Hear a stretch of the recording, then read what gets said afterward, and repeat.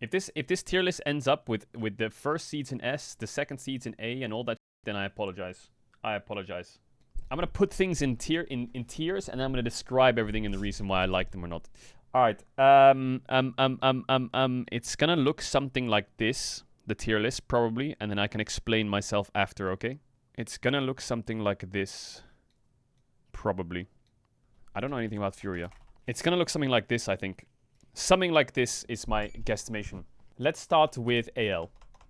Now, AL, if you don't know them, I think this is their first ever international event. Let's start with AL, because people might be wondering, AL first, who's AL? I think they have the coolest logo at the tournament. I think I say that in a different video. AL is the team with chips on their shoulder, okay? It's the team of chips on their shoulder. And I'll get into their playstyle in a second. But it's a roster, Flandre, Tarzan, Shanks, Hope, Kyle, right? It's a chips on their shoulder roster. Kyle was mid-tier LCK. Hope was on the JDG roster in 2022 and he got fucking removed for Ruler, if you remember. He just permanently got caught on mid-waves at that Worlds. Shanks is a name that no one will really realize. Everyone, when they think of LPL mids, probably just think of fucking, in recent years, they probably think of like Knight and Rookie and Cream, I guess. Tarzan was at Worlds last year. Was it Worlds last year, sorry? Was it whatever Worlds it was where he was playing on LNG and he did that thing in mid on Jarvan, and then everyone thought, wow, Tarzan's a choker, you know, he's tripping over in finals or whatever, and then he was teamless for half the split, and then eventually I think he made it back to Worlds again on Weibo. And then there's Flandre, who took a year break after, I think he took a year break in 2023, and then he came back in 2024 on JDG and was sharing a spot with Sheer. I mean, the thing with Flandre is, I feel like Flandre is a player who is really, really good, except in the West. I wonder if he's just not regarded as one of those firepower top laners, you know? I feel like when you think of like the power top laners, you think of like Bin, you know, and Deshai, and, you know, all these carry top laners. Like when Zika was there, he was playing carries. Everyone's like, oh my god, Zika, you know? Flandre is just kind of like, maybe I'm wrong, but in Westerners' ideas, the guy that just got carried on EDG, you know? He did. Scout and Viper just fucking carried. And it just do be like that. That's just kind of how people see him. But AL's a team that, I mean, obviously you can't not talk about this roster and if you don't think about Tabe. Tabe's track record is ridiculous. His track record is absolutely ridiculous. I think he joined BLG at midway through 2023 and took them to a top 2 team when I want to look at their recent placements and finishes like that. Let's just look at his last 3 teams of placements, right?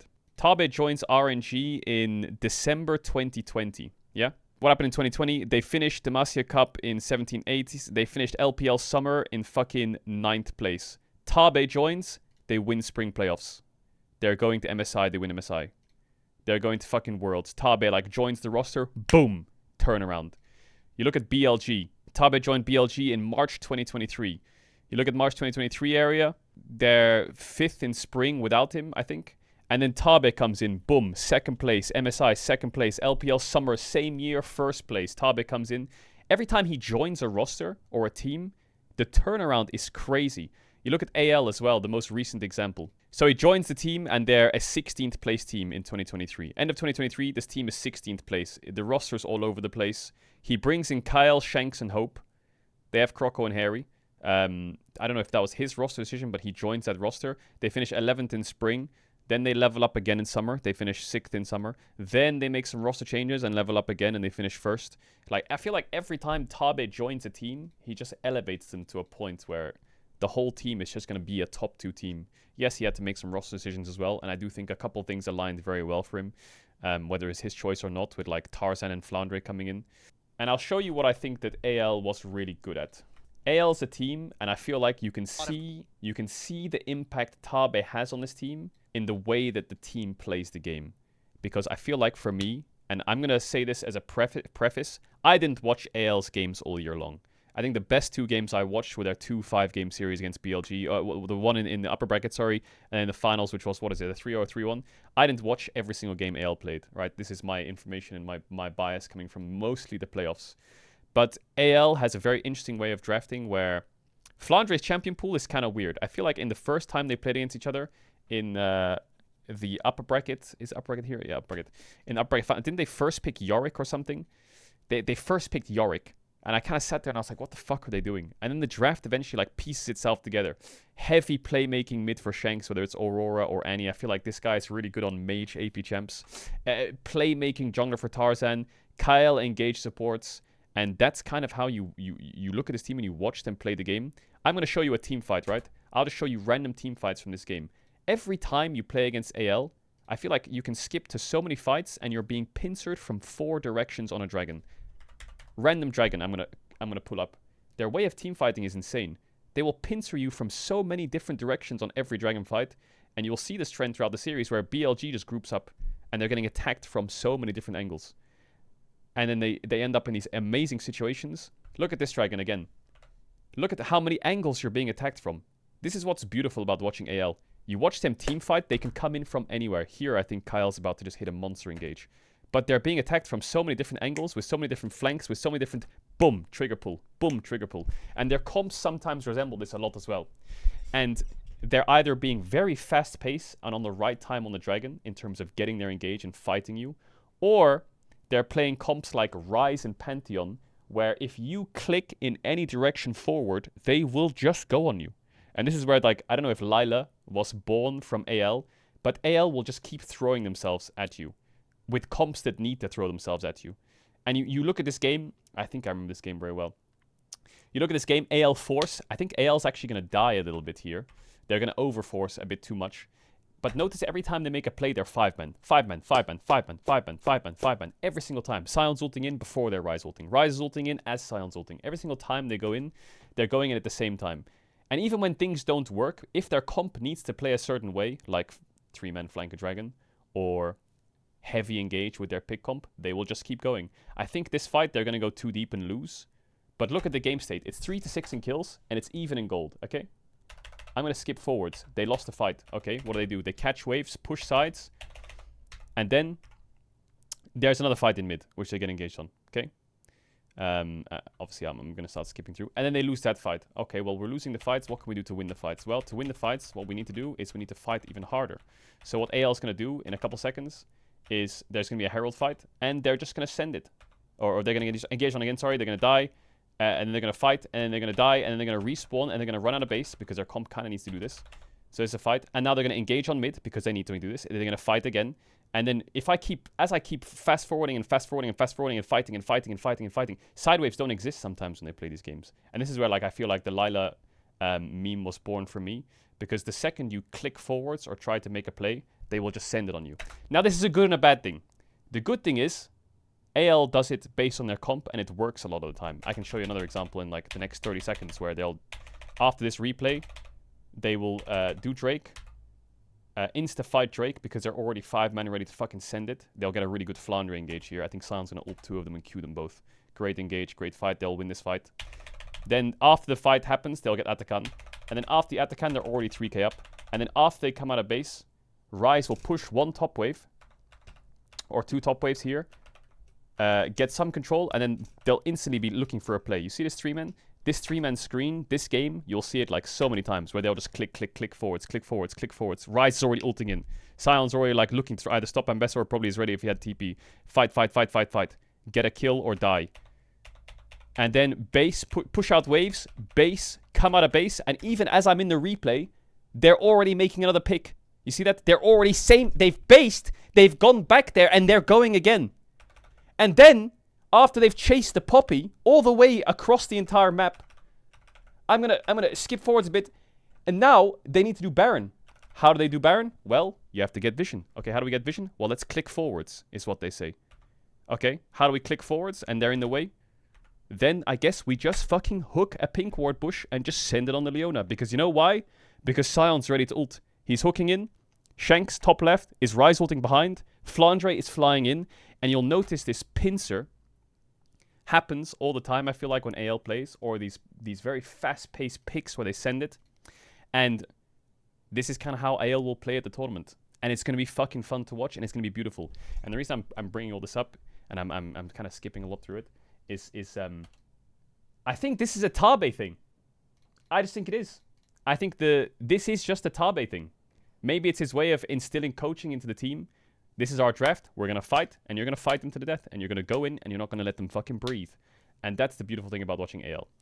And I think they'll be a good team with this tournament. They'll be a really good team this tournament. I am a little bit worried for when you play against the Korean teams, because we're going to look at this exact same kind of setup from BLG's perspective in a bit when we talk about BLG. But BLG gave them a lot of those fights. They gave them a lot of those fights. And I'll get back to BLG in a second, but here's a very good example of BLG giving them the fights, you know. Here, Bin is playing Jace. He's 500 gold up and he has top push. What you could do in a game like this, and a very LCK thing to do here, would be for Jace, instead of just standing there top lane, watching any freeze, is Jace would base.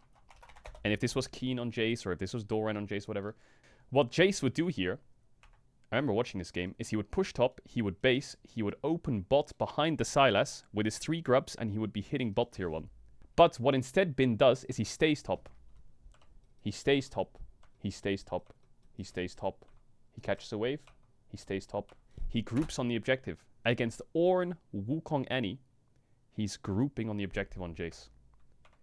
And his goal here is just to poke them.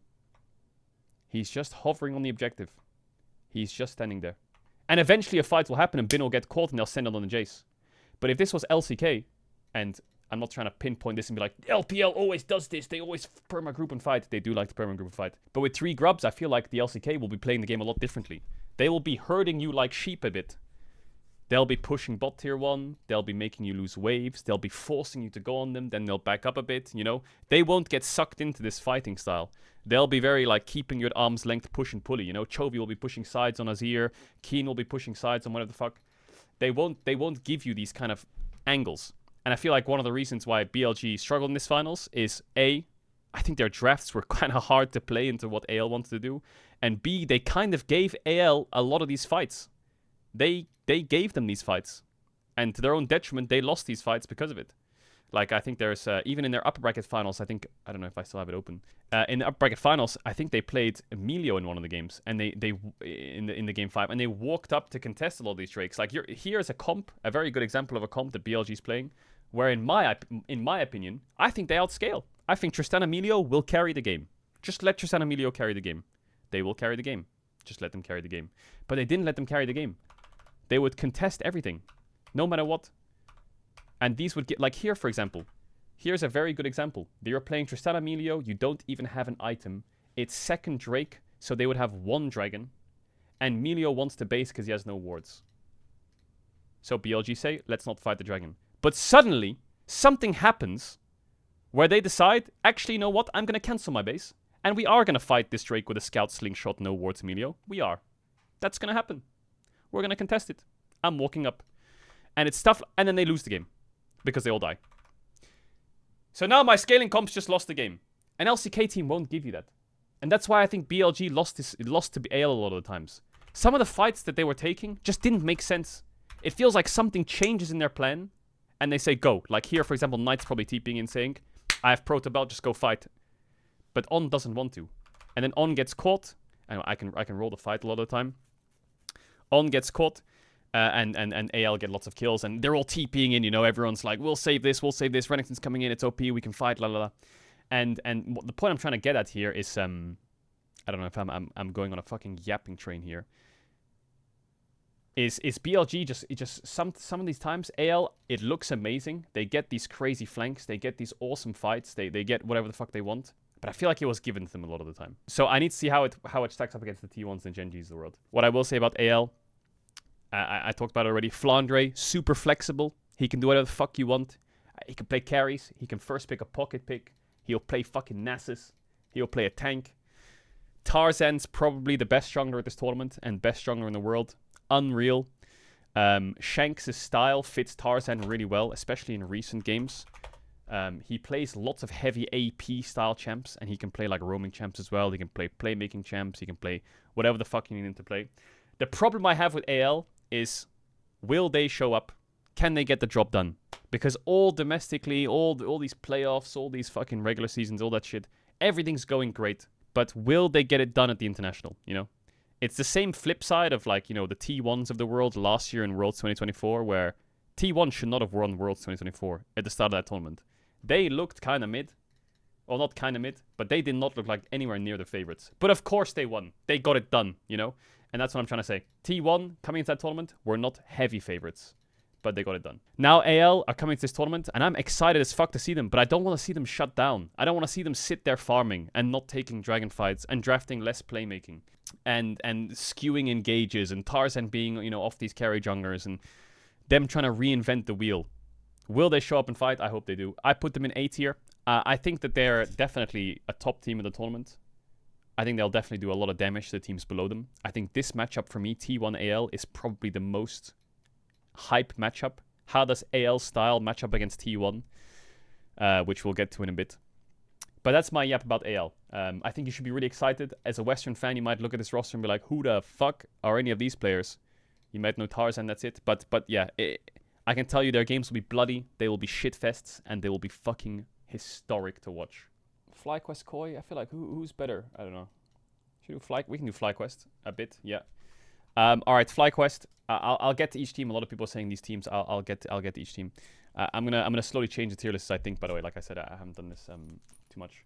FlyQuest. Well, quick thing for NA fans. Where's C9? Yeah, C9 could be here, but the format changed, so they only get one spot for MSI. FlyQuest recently released their scrim results, if you want to see them. FlyQuest went to 80% win rate domestically in all their scrim results, which is insane. Absolutely insane. They didn't really struggle against anyone. You can see every single day is pretty much green. 80% win rate. At the start, they lost a little bit. In the playoffs, they blasted everyone. You'll see they went 3-2 against C9 in both these days, and they didn't scrim C9 much here. Look at their record versus TL. I mean, yeah, they're 6-0, 5-1, 3-0, 5-1, 2-2, 3-2. So FlyQuest domestically was insanely dominant in scrims by the looks of it, but they had one competition and it was C9. They played in the up bracket finals against C9. They went to 5 games. They played in the finals against C9. They went to 5 games. They almost got reverse swept in the first one. The second one was a lot more competitive. I think C9 should be at MSI. I think FlyQuest got away with murder. And ends with him. They did get away with murder. Where is it? Is this the finals? No, this is the finals. This game, to me, is one for C9. I think C9 threw. I don't know why they did throw. I think they got a little bit too, like, nervous. Basically what happened was they had a dragon spawning in a minute. They had a free dragon soul. Kallista's coming out of base, just bought her fucking 5 items. Caitlyn has no summoners. The game is won. All they have to do is hide in their vision, start the dragon, and turn. But instead, for some reason, they go on mid-wave without their carries. I think they get a little bit too excited and they send it on to FlyQuest, and then everything becomes a bit of a mess when they could have just held their vision, done Drake, and crossed the Baron in time. They had plenty of time, but the game kind of becomes a shitfest from this. I think C9 should have won. I think the beauty of this here is both these teams are like super competitive against each other. My thing about FlyQuest is, like I said, similar to the LTA, I'll say quickly, similar to the LTA, to the LPL rather. I didn't watch every regular season game. This is all of my opinions are mainly coming from playoffs, from what I saw from FlyQuest. But FlyQuest to me is a team that gets good leads, but just takes shit fights, or they just take the most random fights ever. This is something that I like to give you guys like something to look out for every team. Maybe I'll do this little bit. So like for AL, look out for their pincers on flanks, you know, and the way they approach these fights. For FlyQuest, I would be careful. Just look at their games and then look at the fights that they take. And you can ask yourself, like, why the fuck are they doing like this Cho'Gath game? Let's look at this Cho'Gath game. I'm pretty sure the game is won. They get a free Atakan. Everything's happy. We're loving life. We're snowballing the game. Here, C9, like, desperately starts an Atakan, you know. And FlyQuest, like, they play it well. They force them off, la la la. All right. Great. Atakan's free, right? You think, okay, great. You got Atakan, you're 4k up, Drake's in 140. Surely they just take Atakan and base, right? No. They're gonna fight the Grump, and then they're gonna fist fight to the death here, and then they're gonna get engaged on, and then they're gonna get Atakan, but they're gonna die, and they're gonna get shutdowns, and the Atakan was almost a 50-50, and then they're gonna get chased down, and they're gonna get some kills back, which is great, but then that's gonna mean they're also late to the dragon. So when they rock up to the dragon, they're actually in a losing position, and then they have to take a bad fight at the dragon because they chased for no reason, and now they're taking a double down fight, and then they die, and then they lose the dragon. Soul point for C9. That's the shit I mean. Like the Xin Zhao game. Where's the Xin Zhao game? This game, you lost Grubs. It sucks. Yeah, you lost Grubs. Your top lane's on the tower. Your mid lane's like kind of hovering. Your support's in base. Is that crap really yours? Is it yours? Nah, it's not really yours. But fuck it. Let's make it ours and see what happens. Fight to the death. Die, die, die. C9 get 3 kills. I feel like they just sometimes choose the most random fights for no reason. With like, you either have A, bad information, or B, you have a guaranteed play and you go for something and it just blows the game a bit. So for me, FlyQuest overall is a really strong team. I just think they overreach a bit sometimes. And if they just stopped overreaching and they just maintained small wins, they'd be a much, much, much stronger team. That's my chip on the shoulder with FlyQuest. But overall, from what I've seen from the players in general, I feel like they just have really strong laners. They have really strong laners. Their early games seem to be pretty good. I feel like a lot of these finals for me came down to drafts. Like a lot of the games for me like kind of were decided on drafts between these two teams. Their team fights were good. I think overall they're like a really good team. I think that this team is probably rivaling / equal to Koi and G2 and slightly better. You know, I think them not having C9 in the league would be a fucking atrocious. But I think FlyQuest is going to do pretty big damage this international. Pretty fucking big damage. I think they got it done a little bit dirty last split because of the format, single elimination, best of 3s. The first game was really good by FlyQuest. Their draft made sense. They have Renekton Sejuani. There's a swap, and you'll notice that a lot of this game, Inspire just ganks Bwipo's lane, and they just make it look easy. And Bwipo gets a big lead, and they just slowly accrue a lead through the early game, and they snowball. Great. This shit like this is fantastic. When C9 has, when FlyQuest can just maintain a good early situation and lead the game into a win. Also, I think their Game 5 draft was quite crazy. The fact that you're going into a Game 5 against Cassante Kalista Hui and you're playing Caitlyn Elise with Kha'Zix jungle and full AP Gragas is quite mental. Like I said, I think they got away with murder this game. But yeah, FlyQuest overall, really solid laners, I think. Good planning. I just think, and like good early games especially, like really good early games especially. But like I said, I think their biggest issue is overreaching. I feel like if this team doesn't overreach, I think they have the firepower and some players and lanes to go up against some of the top teams in the tournament. Oof, maybe FlyQuest is up here, you know. Maybe FlyQuest is up here. TBD. Review GENG. Yeah, we'll get to GENG in a bit. I feel like GENG is like the obvious one. I feel like GENG is the obvious one. CFO is solid. Koi, I think, is a curious one. We've done BLG and AL. Furia, I'm not going to do. Let's do E2. What happened in these finals? Koi just completely gapped them, didn't they? Okay, here's what I'll say. The reason Koi beat G2 is because their jungle support were way better. Like, Alvaro is the best support in Europe. And Elyoya is the best jungler. They just fucking... And together, they just absolutely slammed them. The difference is crazy. The best way to look at it is like, you can have a house. And inside the house, you can have... a cinema, a gym, a GameCube, a PS5, the best fucking PC. But if the pillars of the house don't hold it up for many years, then the house falls down. So you need good bricks to hold it up, to put good stuff in it, because the good stuff doesn't matter if the house collapses, okay? What I'm trying to say is, you can have the best carries in the world, but the best carries in the world can't carry the game unless they're given the layup to slam the dunk. Individually, I think Skewmont is a fucking monster. Absolutely crazy. Labrov individually, these are two players in solo queue and in EU that would take rank 1 with one hand. Like, their skill level is ridiculous. But sometimes, it doesn't matter how good you click, it's how good you talk and move around the map. And I feel like Alvaro and Elyoya just have it. They just have it. They really just have it. The magic of Koi, for me, comes from the jungle support.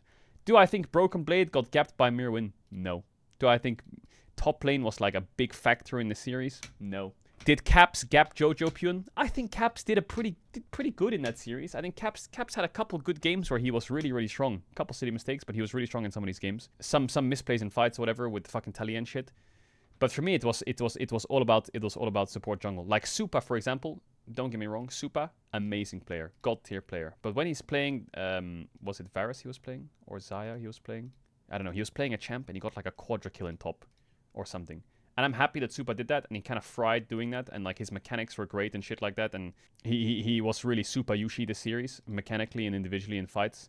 But it's his jungle support that's like setting up the whole map for him to be able to play the game that way. And that's where G2 is lacking, in my opinion. And I think that if you're rocking up to an international tournament against Canyon Duro, against fucking Tarzan Kael, against Owner Keria, and your jungle support just don't have it. This is also another reason why BLG struggled, right? Like, BLG... I forgot to mention, BLG replaced their jungler for Beishuan, right? They replaced Wei. They came into the split, even though they made a World Finals or whatever the fuck. things weren't working, Wei wasn't connecting, they couldn't get anything going. Like, I'm going to go back to BLG real quick, because Bin's year has been kind of mid, and Knight has been a little bit quiet, and I think On's been pretty solid, but to me, in playoffs, On was getting caught, gap, different dimension, wrong side of the map. I don't know what the fuck he was doing half the time. And I feel like you can have players like Bin and Knight, you can have players like fucking Chovy, it was Shun, yeah, sorry, it was Shun last year, and then Wei, whenever the fuck he was this year. But if you don't have a good jungle support, then it just won't happen. And I feel like Elyoya and Alvaro will be the reason why Koi does well at this tournament. How well will they do? It's hard to say. I think this jungle support's probably the best Western jungle support, I would say. Like, in the way that they link up, make plays, and get the game ahead. So if you're watching Koi, big eyes on Elyoya and Alvaro. They're probably the best Western jungle support. But I do think FlyQuest in lane phase probably have more firepower in some of their players. Like, I think Quad, Bwipo, Masu, and fucking Busio, those are some strong fucking lanes. Those are some really fucking strong lanes. So for me, it's the toss-up is who's better, Koi or FlyQuest. And I think if you put Koi and FlyQuest up against each other, I think the gap between Koi's jungle support and G2's jungle support is pretty big. But I think that looking at like the C9 series, the best way to compare is like looking at obviously the way they play their finals and shit like that. Looking at the C9 series, the way that Inspired and Bwipo targeted Thanatos when they're playing like Sejuani Renekton or what the fuck they're doing, or they're playing two jungle tops that can like work well together, I feel like Mirwin's gonna struggle a little bit. Mirwin's not able to do his crazy picks as much. I don't feel like they're working as much because the meta right now is there's so many objectives, so there's so much team fighting. And because there's so much team fighting, you need an AD skirmishing jungler. And if you need an AD skirmishing jungler, you need a really good scaling, pushing, or fucking team fighting mid laner. So if you have that, and you're fighting Drakes, and you're playing Nico top and shit like that, your power curve into the game is not fast enough to be able to snowball the game or contest in the game. So you just give up objectives and shit like that, right? Like, you look at AL play, they fucking pick... Even if they pick Yorick, they're grouping. Even if BLG picks Jace, they're grouping as much as they could. Also just push sides. A lot of the game is about grouping, fighting, dragons, fisting, grubs, swapping, catching waves, dropping lanes and not getting dove. Like, if I play Nico top, right? And you swap at minute 4, and I have to chase you around the whole map of you tempo swapping and trying to force these fucking objectives, then it's impossible for me to find my way back into the game. That's why Nidalee kind of works as a small exception, because she can 1v2. She doesn't have as much of a power curve as champs like Nico top or whatever. And she stomps her lane, and she's a good skirmisher. She'll just join fights if she needs to. If she needs to join a fight, she'll join a fight. If she wants to just push aside, she'll push aside. And that's why I think you saw these fights, like, maybe it wasn't this series, it was the fucking, what series was it? Who was the Nidalee top? It was Kana, I think, right? Kana was, like, ahead in lane, grouping, fist fighting, shit like that, and then, you know, you play the AD Nico tops, you rock up to a fight, you flash ult, realize you're not AP, and your job's just to engage anyway. So, yeah, I think Koi, for me, the biggest questions right now in these tier lists are, who wins AL T1? My instinct's telling me T1 would win, so I'm, like, tossing these two between each other right now, but I'm not sure. And I'm also tossing up who would win FlyQuest versus Koi. I feel like CFO would beat both these teams. I need to talk to Molecule a little bit. I do feel like the best Western team should be below CFO, or like in the same tier. And I think CFO would beat BLG. So the reason I'm like separating it all around is I think it's very easy to have shit like this, you know? Like that just looks fucking boring. It looks boring, and it never turns out the way you think it will. And if you look at like the way CFO did it firsthand, I feel like you're not doing them justice by not putting them here. I feel like GENG is a tier above everyone in the world, so they have to be here. I feel like BLG would get gapped by every single one of these teams in the list, and I don't see them beating even FlyQuest right now, maybe. I don't know. Maybe I'm being really mean to BLG right now. So I feel like they would be around here. And G2, I think, is probably going to be one of the weaker teams of the tournament, because I value jungle support super highly. So, yeah. I feel like BLG has a weak jungle support situation going on in the way they like approach objectives. G2 has that weakness a little bit as well. Koi's is really strong, but the laners are lacking a bit. And FlyQuest's jungle support a little bit weaker, but their laners are really strong. And then I draw a line and I say these teams are fucking OP. Molecule, how you doing? I'm doing good. I just want to talk to you about CFO and GAM. And get your like, because you've probably been watching them all year, right? Yeah. Every single game. Give me your thoughts, because, okay, I obviously only watched the finals. And I feel like GAM got away with murder, taking them to 5 games. I feel like CFO was a better team. I feel like GAM, for some reason, just has this magic to them where they, like, scrape their way through some of the playoffs games where they just rock up to a fight and someone randomly steals the dragon, or they just scale into a team fight late game and they just flip an Elder or some shit. And they kind of got away with murder getting to 5 games. But I do think CFO probably still has their first end level, where they would be better than most Western teams and or the second seed LPL, or am I delusional? Well, first off, I think your read on GAM is pretty perfect. I don't think they're anything like special, but for some reason, like as you say, they were able to just take games for CFO in both series they played. And then against Talon, they probably should have lost as well. Yeah, agreed. And then they just magically win that series as well. So they just kind of work really well because they've got the like whole synergy shit, and they kind of got that shit together towards the end of the split because they fixed their 7-man roster situation. So now they've got a pretty solid starting 5 now. So they're just going to run with that. But I do think they're probably going to struggle versus every team except Furia. I think versus Furia it's actually kind of an interesting matchup because both teams play heavily around topside. So like GAM normally gets away with Kiaya 1v9 in the game, but Furia kind of do a similar style. So Furia might be a good matchup for them. Maybe GAM just are the worst team here, maybe not. That would be interesting, but I don't see them beating anyone else. Then CFO, Wait, did you watch LTA definitely South? the best. No, not really, but I saw a couple series. I just know they play heavily around topside, and pretty much no one else in the world does. So yeah, kind of interesting for these two teams to clash. CFO, they are the best team in the region, but it's kind of weird to rank them because I can see them beating every Western team, but I just can't imagine them winning any best of 5 versus LPL or LCK. I just find it really hard to see that happen. They're not a very good BO5 team. They're a very good BO3 team, but then they run out of picks. So kind of similar to like what we saw with like KC or whatever. As soon as the support pool gets like shortened, they are kind of fucked. So they spent the whole split trying to learn Kalista Renata because Kaiwin can't play any range champ. And it kind of worked, but it also looked like Doggo was playing 1v2 for most of the game. So they do like to pick Kalista Renata just so they've picked a range champ, but they are...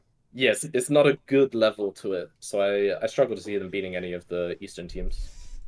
Really? Did you watch? Do you think BLG is like strong right now? I feel like when I watch BLG, I'm like, man, they just look weak across the board. Yeah, they're not at their normal level.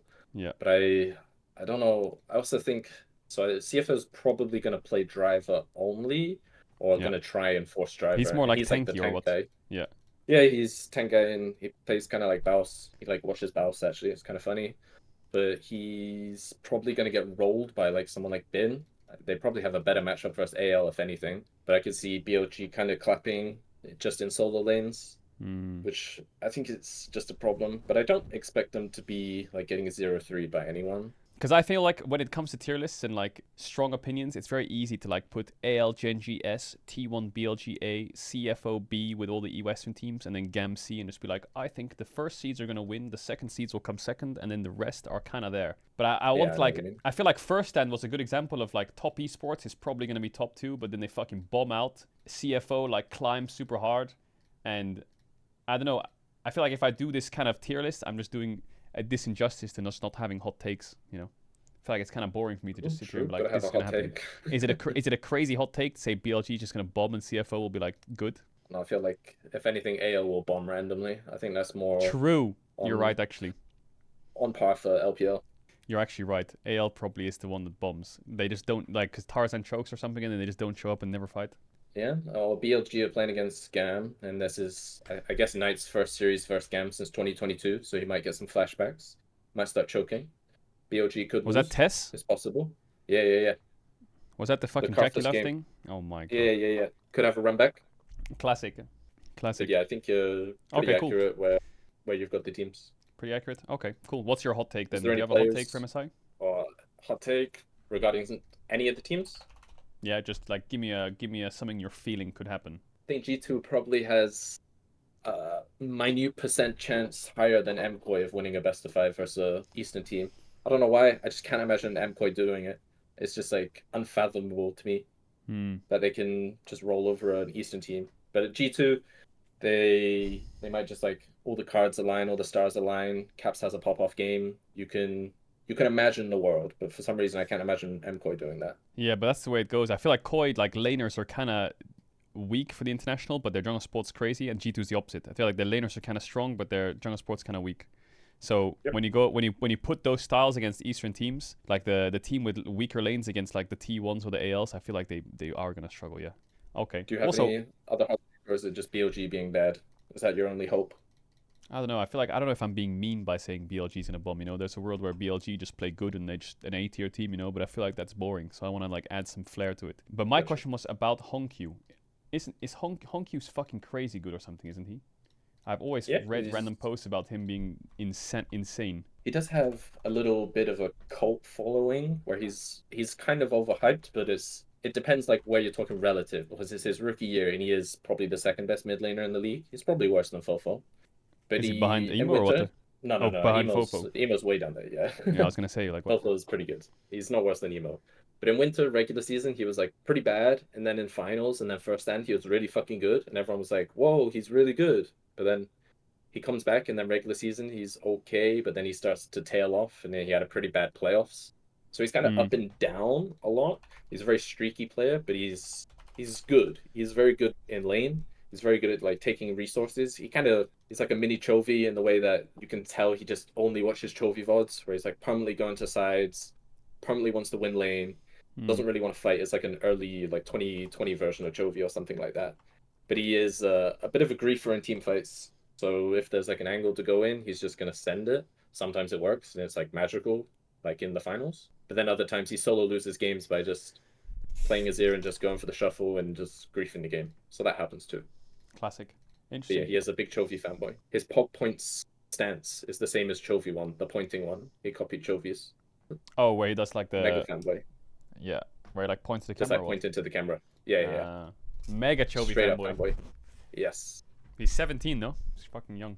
Yeah, he turns 18 on the first day of main stage, I think. So wait, are you allowed to play internationals at 17? But you can't play LEC until you're 18 or some shit, no? What? Is or is LEC 17? No, it's 18 now. It used to be 17. So wait, you can play internationals at 17, but you can't play LEC at 17. What the Shelly? I swear Kalist had to wait till he was 18 or some shit, didn't he?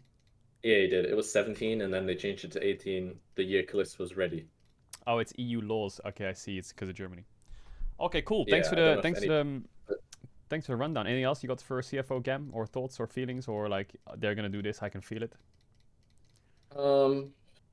I think CFO, they're gonna be more interesting than the other teams. So I was reading an interview earlier from their head coach Chowie. I don't know if you know him or remember him. Chowie? He was at TSM. TSM, yeah, classic. And he was like a caster and shit. But he despises LPL and LCK drafting for his team because he acknowledges his team just doesn't have the fundamentals. So he actually tries to watch a shit ton of LTA and LEC to try and study our drafting. He also watches us. I don't know why, but Lost Red Tones. He did name drop us that he does watch. So he tries to take inspiration from drafting differently to the other teams and goes for that advantage. So maybe we see some cool drafts, kind of like FlyQuest will probably do. So maybe CFO have a chance if they whip out some crazy picks.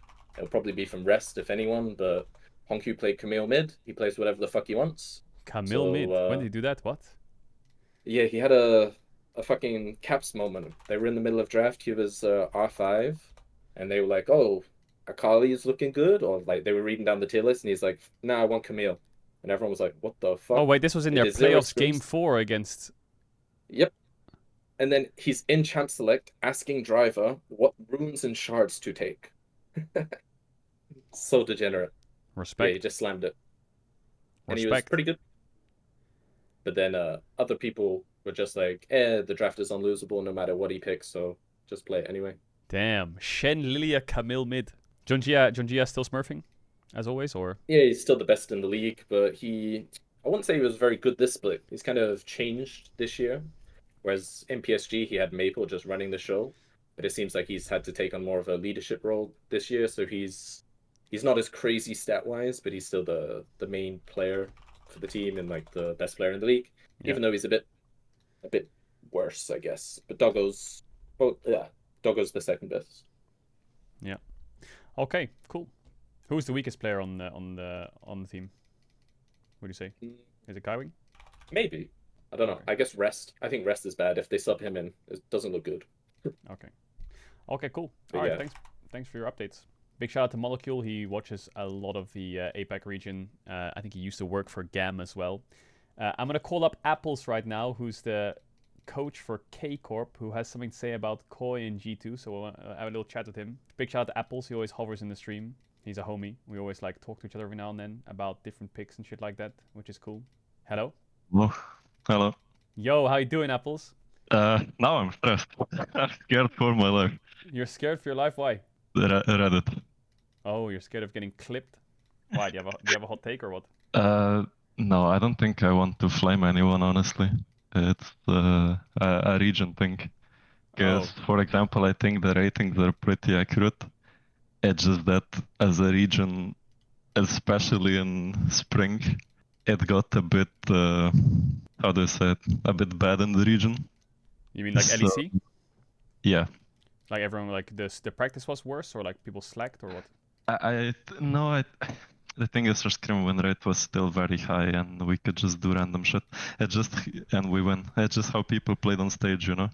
Yeah. Even when the split was over for us, one of our players was like, "But is the whole game really just like you stack dragons?" And like it felt like we didn't have many other options. And then it's like, then you watch LPL, LCK, everyone's doing that, you know, like 5 people pull up to the dragon, you fist fight, and it comes down to drafts or whatever, or if someone chokes. Yeah, that's the meta right now, isn't it? It's just That's the objective meta, fights and you it's know? just team fight.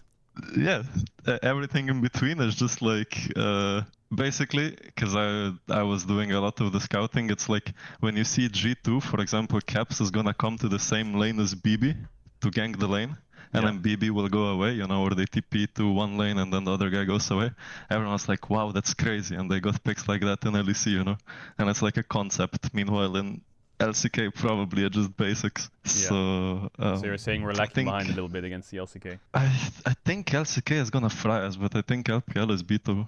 So What do you think? I don't know if you're listening to my takes on G2 and Koi. were you saying that Koi support jungle is good? Yeah, and G2 is maybe a little bit worse, and that's the difference, even if the laners are a bit stronger for G2. I think the problem is with how G2 play, they might get ran over by an LCK team. That's the problem. Really? Like I think they're just gonna be faster than them on the map. I think Skewmont has a hard time dropping camps. But you could also see like it went from the jungle support being playmakers to caps locking Talia, Annie, Ari, whatever, and trying to do something on the map, and then it was working, right? But if you didn't get caught by that when Caps was making plays, wow, you're playing team fights with dragons, what the fuck? Yeah. So, it's actually true. He played like, what did he play? He played like Ryze, Annie, and just ran around the whole map trying to permanently fight everyone, and he didn't get many options when they just backed away.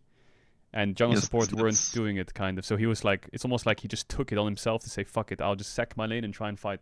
Even when we were in like KC Academy, and it was like we were playing Ryze or Talia mid and TF top, and our players were just like the best macro-wise, or compared to the opponents, you just couldn't lose a game. Because you can just run around the map and you're gonna be fine. And G2 was doing the same. It's just that, I don't know, the finals was weird. I felt like G2 could have won like 2 or 3 out of those games, even in draft. It just felt like they choked a lot. But I think Koi is now the team that actually has better drafts. Or like, not better, more like spicy, you know? I think they're the ones that can pull out spicy stuff now to surprise the team. So what that's kind why of I thought stuff that... You mean? Like from top specifically, or you mean just like comps? If you're gonna talk to the coaches, a lot of the shit they did us was just first timing. Like not even in scrims, they didn't plan it. They were just like, this is cooked. We need to throw a Hail Mary. We need to flex the champion. We need to first time this. We're completely cooked. Just first time this, or we can't save the draft. Okay, so you're giving me very little hope for fucking MSI right now when you're saying that we're just first timing every champ and we're lacking behind the LCK. No, because they beat us. You know, they beat us. We're cooked, right? They beat us, so it's good. No, that's what I mean, you know, like, because it's not like Mirvin never played Nico top. It was a thing before, you know. He just doesn't play it for a year or two, and now he has to do it, and it's good. So I'm saying that's a really good thing. What I value with players the most is that they know their role, they understand the game, and if you have to, you just slam Alessandra after 3 years if randomly someone's gonna lock LeBlanc against you. True. I mean, Beryl once said if you're not winning the first time something on stage, then you're not a pro player. I mean, yeah, like champions themselves aren't hard. I think it's more about knowing why you're picking it and how you, like, why you're doing it. So I think it's an advantage for Koi. Like, I'm not trying to flame them by saying that. Yeah. So So do you think Yeah, the positioning on the tier list or like takes overall are accurate for Europe? Like, I feel like Europe winning a best of 5 against an Eastern team is probably not going to happen, but if it does, we should all crack the champagne. Yeah. Right, you said that's such a sad way. The thing is, I think you're putting CFO too high. Because at first stand, we should have 3-0 them, but we didn't know, like, you can pop open the third game. Oh my god, really you got quick. the receipts. You want to review the KC game? Okay, we can have a No, look. no, We can have a no. look. Like, I'm just saying, because it was 2-0, and I think then it was game 3. We were playing like Renekton Weihui, and we were up like 5-6k, and then we just started griefing Oh on my sidelines. god, the UI HUD. Sorry, my brain. I completely forgot No, about changing the HUD for MSI. No, I love it. Where's I the can't goal comment lead? on that. I love it. Oh yeah, it's I don't know, left. just go to like 10 or 15 minutes. I can't see what the timer is. Oh, here maybe? Yeah. Go on then. Let's get it out. Where was it? Okay, so just go to like 15 minutes in game or something. I swear the game was going better than that. What are you looking for? What is the point? No, I thought I thought we had a bigger lead. It's just that I know that we went for like a gank on bot lane at some point, and then yes, he has like 3k lead, right? 3k whatever, Yeah, I think which it's is not like a 17 minutes 3k gold lead, you know? Okay, 4k gold, yeah, 3k. So we just choked the fights. Like the way we approached the fights, the way we were playing the game, we could just play dragons from here onwards. We had Jin Hui. Like what can their comp do into Jin Hui? And if they fuck up, we have Vi and Besa snap engage. So basically we just like fucked up on side a lot. So our lead was very high. We should have won the game. We just take random fights on side lanes. We choke the game. And the game goes to 5. The series goes to 5 games. Yeah. Yeah. I mean, CFO is kind of like my hot take. I feel like a lot of people that I'm speaking to, though, are trying to bring me back to reality, but I'm keeping them there. It's happening. Yeah, no, I mean, it's fair, you know, like, it's fine. Like, they could do it. Because also, like LPL and LCK is gonna pull up, like, who are these guys, you know? So, Yeah, I mean, LPL, LCK reality will just pull up and blast everyone, but at least we can have some, like, fun. I mean, yeah, they will. So, question, They will. I think FlyQuest would probably beat both European teams. Is that delusional?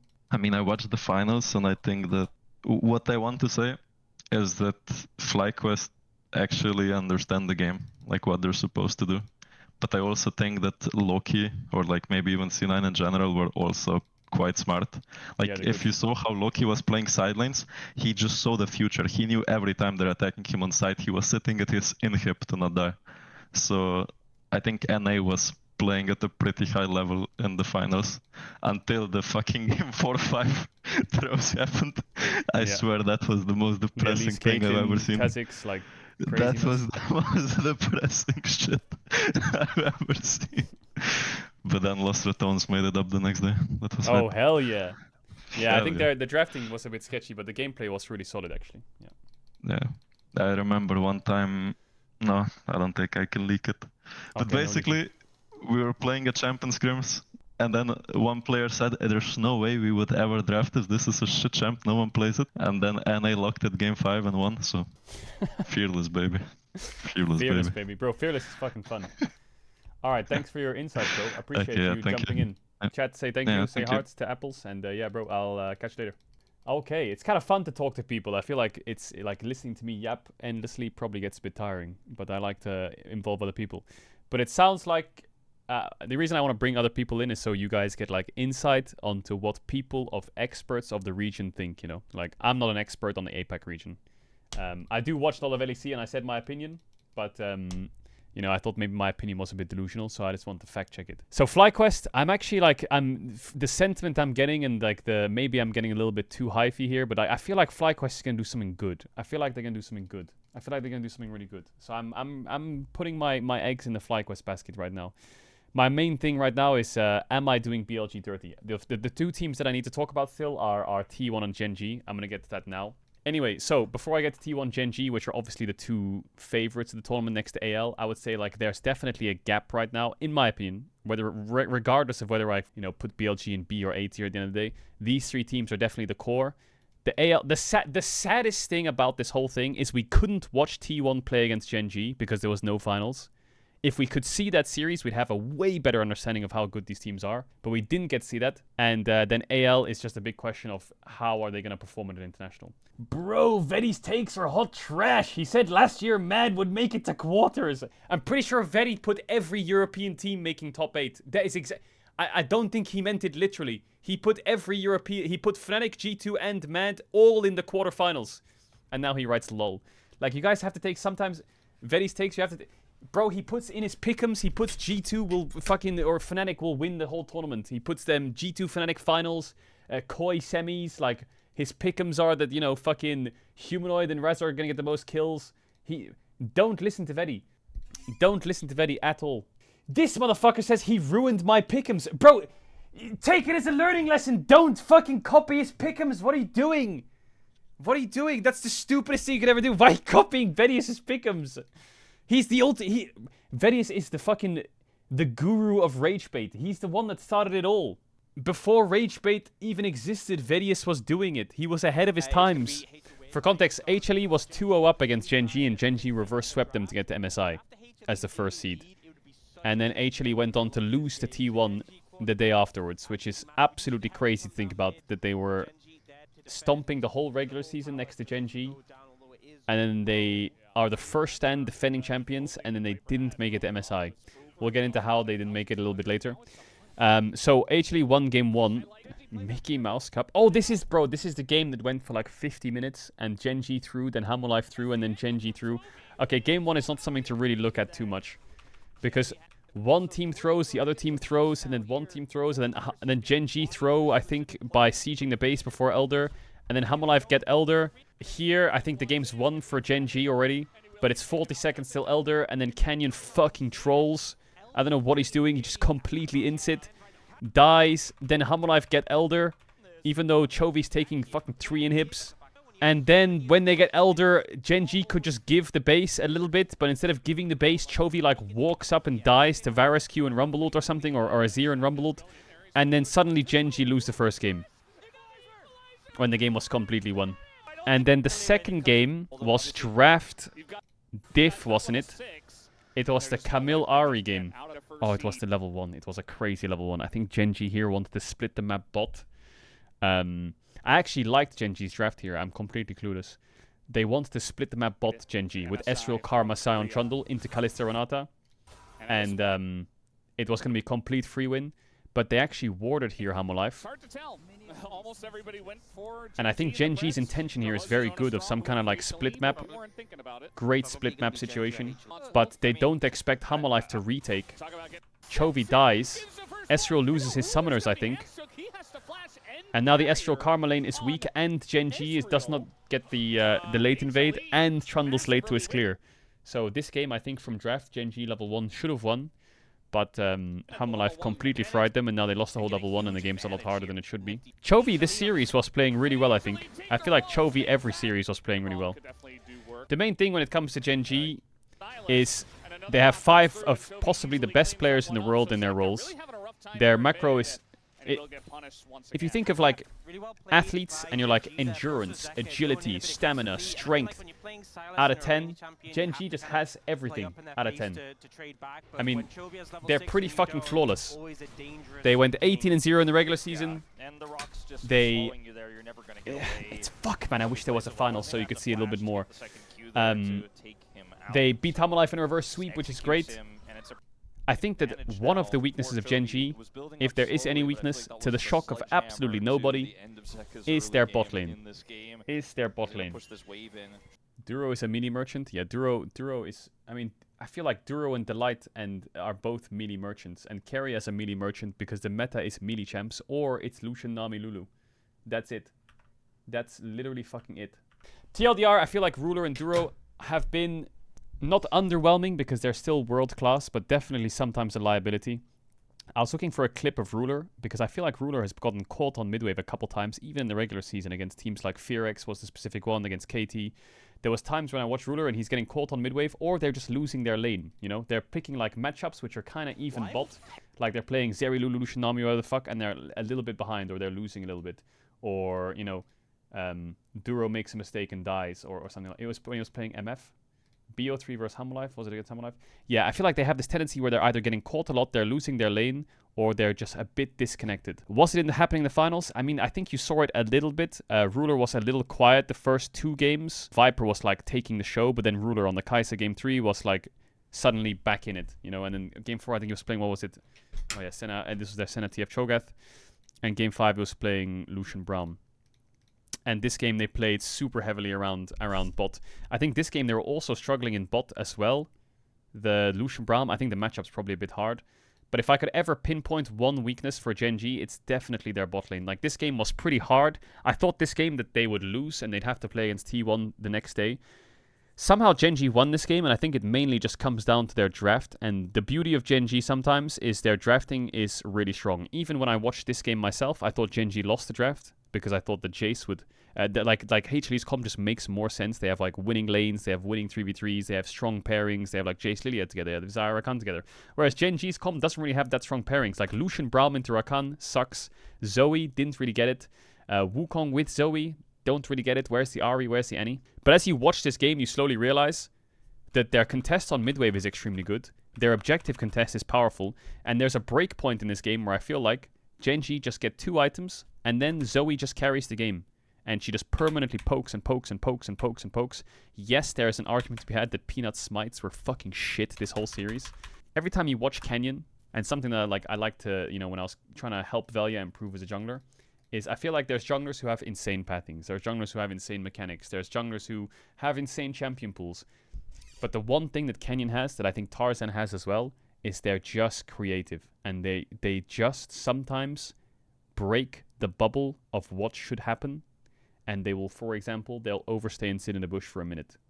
And they'll wait. Or they'll sit in a lane and bot for a minute and they'll wait. And it looks like they're doing something silly. But it's like this creative idea that they have, where you're looking at them like, is he really going to do that? And he just does it, you know? Like here, for example, the clutchness of, I think he steals this dragon. And you're just looking at like, what the fuck? And Canyon's always had this like flair to him. And he still has it to this day, if you're ever wondering about him.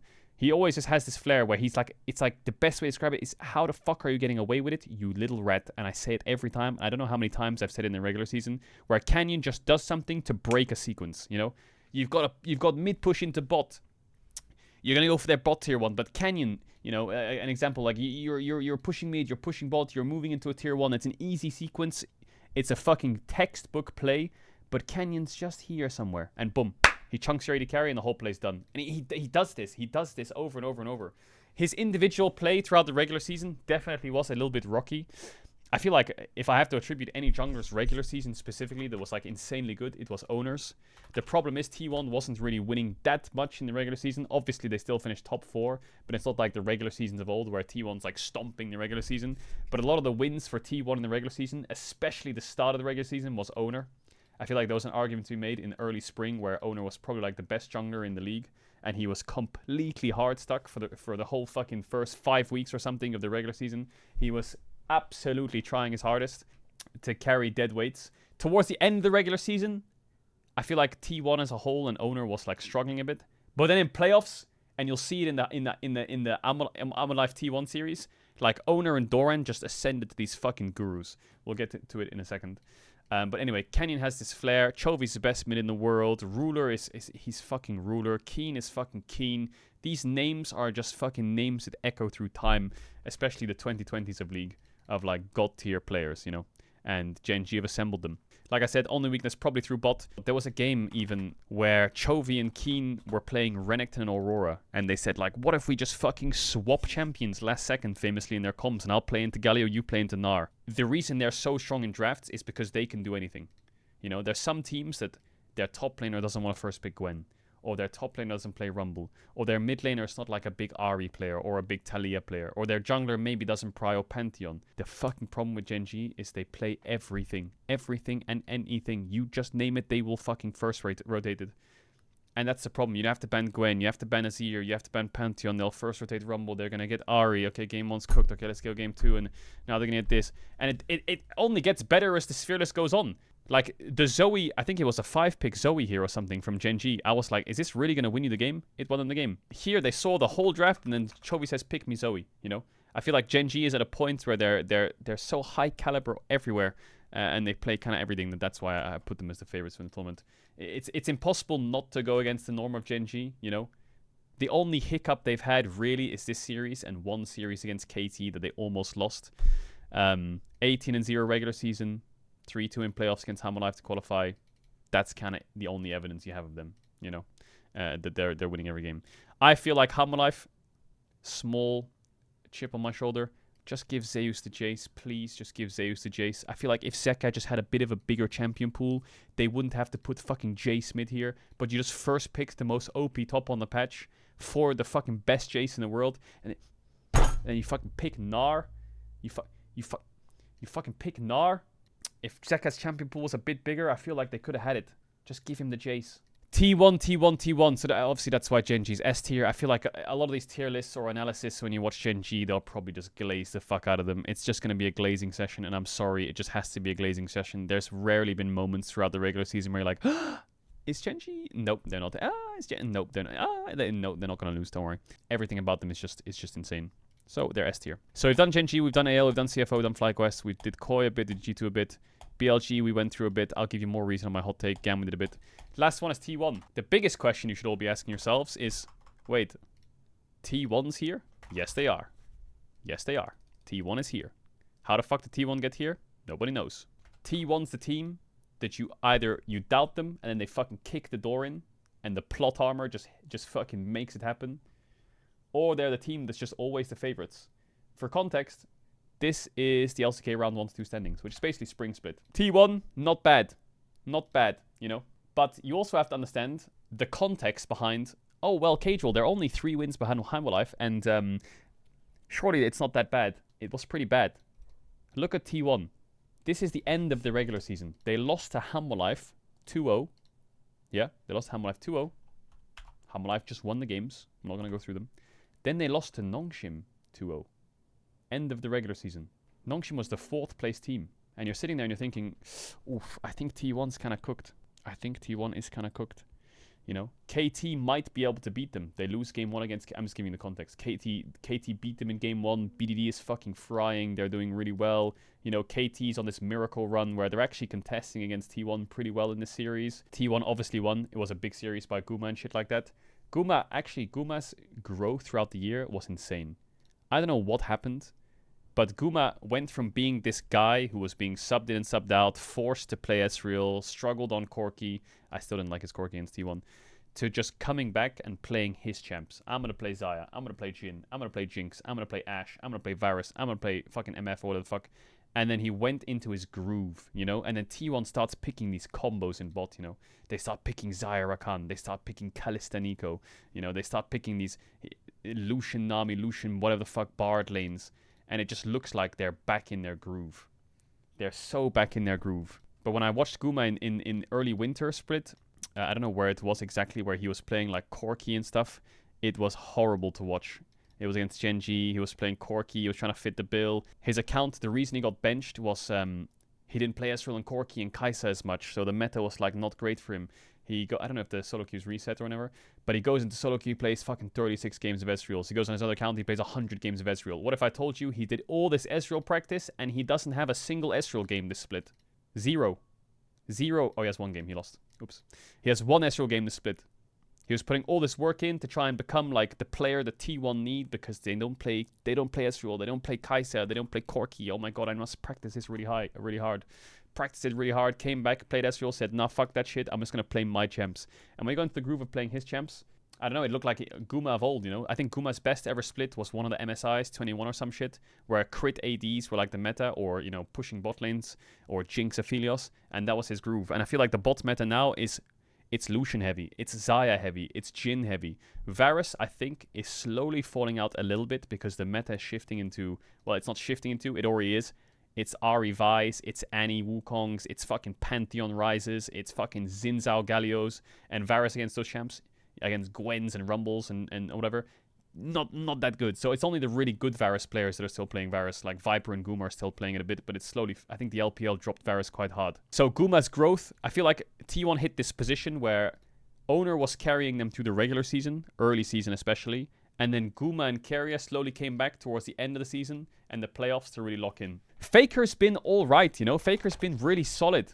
I feel like Faker, for some reason, and the reason I don't like what Faker's doing this split, is he has an addiction to Victor. He just does. He just thinks Victor's broken as fuck. In a meta where there's Annies and Aries and Wukongs and Rises and Talias and Gallios and everyone's flashing in and doing Drakes and doing this and doing that, this motherfucker still thinks If I just pick Victor and take Grasp and stand under my tower, we're gonna win. And I don't know what happened, but he stopped doing it all of a sudden. They got to the playoffs. Did they ban Victor against him? Oh, he played it in the T1 KT series. He didn't play. Did he play? He didn't play it against Humble Life. Was it banned against him? No, it wasn't banned. He played Silas. It wasn't banned. He played Rise. It wasn't banned. He played Annie. Faker just hit this switch, you know? He just hit this switch where he's like, oh, wait, Rise is meta? Okay, I'll pick Rise. Wait, you can play Silas TF? Okay, I'll play Silas TF. Oh, you can play Annie? Oh, I'll play Annie. He went from this, I will play Victor and Azir non-stop and I will scale and you guys will do it. Zeka picked it for him. To playing these playmaking mids. And I love that shit. I feel like that's really what I want to see Faker run. Because you know what that does? That enables, if you can early rotate something like that champ or some playmaking, that enables jungle. That really enables jungle. And in a split where Owner was completely carrying the early split to a playoffs where Faker's... Look at the scores! Faker picks these fucking engaged, supportive mids. And Owner is like, wait, I am one of the best junglers in the world. And you're giving me more resources to carry the game? Perfect. Faker, 13 assists, 14 assists, TF. You know, obviously he's still going to pick Azir. It's Faker. But Owner went from this early split of cat despair, I'm 1v9, someone please help me, to, oh my god, my bot lane's locked in. And they've like grown to this point where they're playing facilitating AD carries like Jhin and Varus and MF or whatever. And the problems have gone away of this whole Ezreal Kai'Sa. My mid laner's playing Annie and fucking Ahri and Galio again or whatever it is. And these mid laners that can support me. And my top laner. Okay, Doran's that guy. How do I describe Doran, man? He's a really good player, you know? He's a really good player. But once a game, he'll just do something stupid. He'll just do something stupid. He'll just do something fucking stupid. And my biggest worry for Doran in this series is you're going up against Zeus. I don't know what happened to Doran, but he had this level of confidence that I've never seen him before.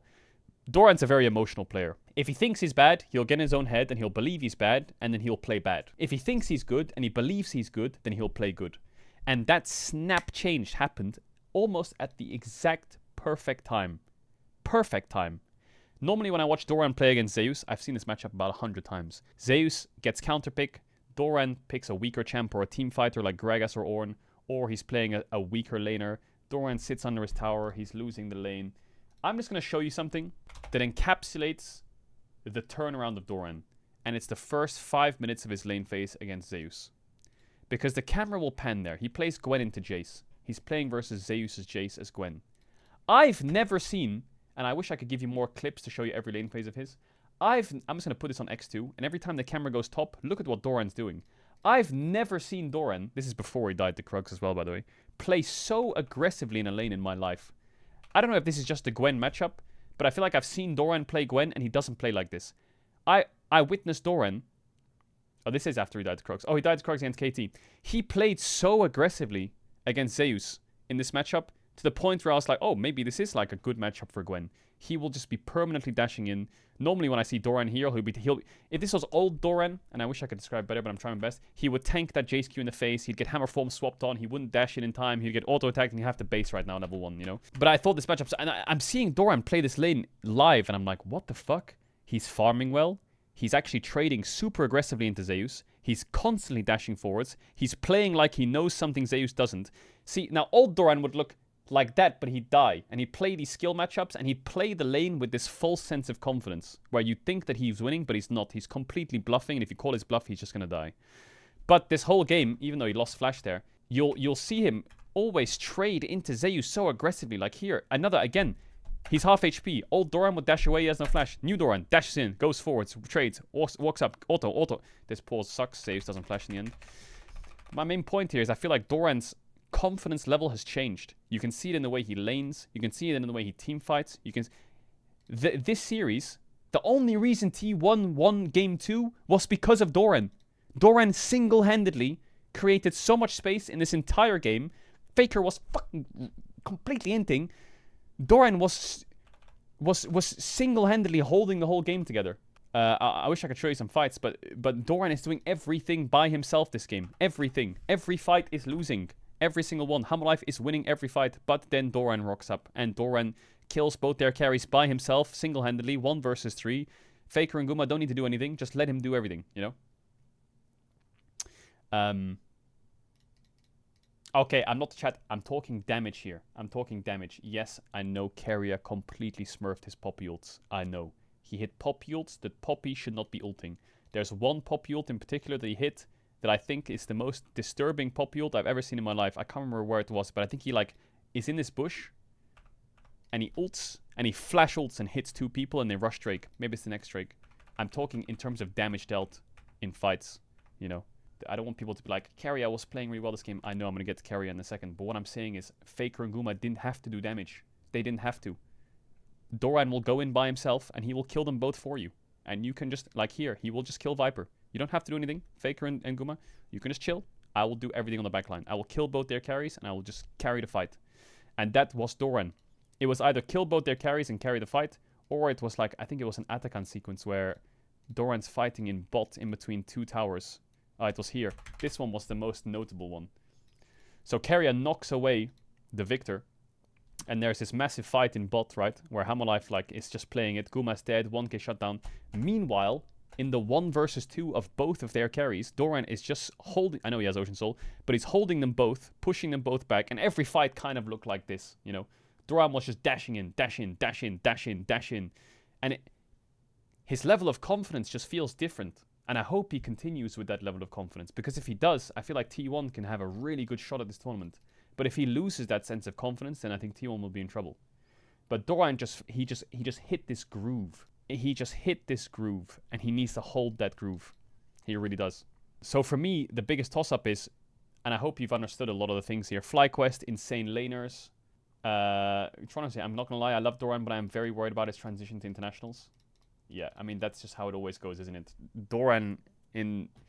I wonder if Doran's brain just said, you know what, we're against Hamalife, I've got nothing to lose. Level of confidence hits, you know, and he just plays.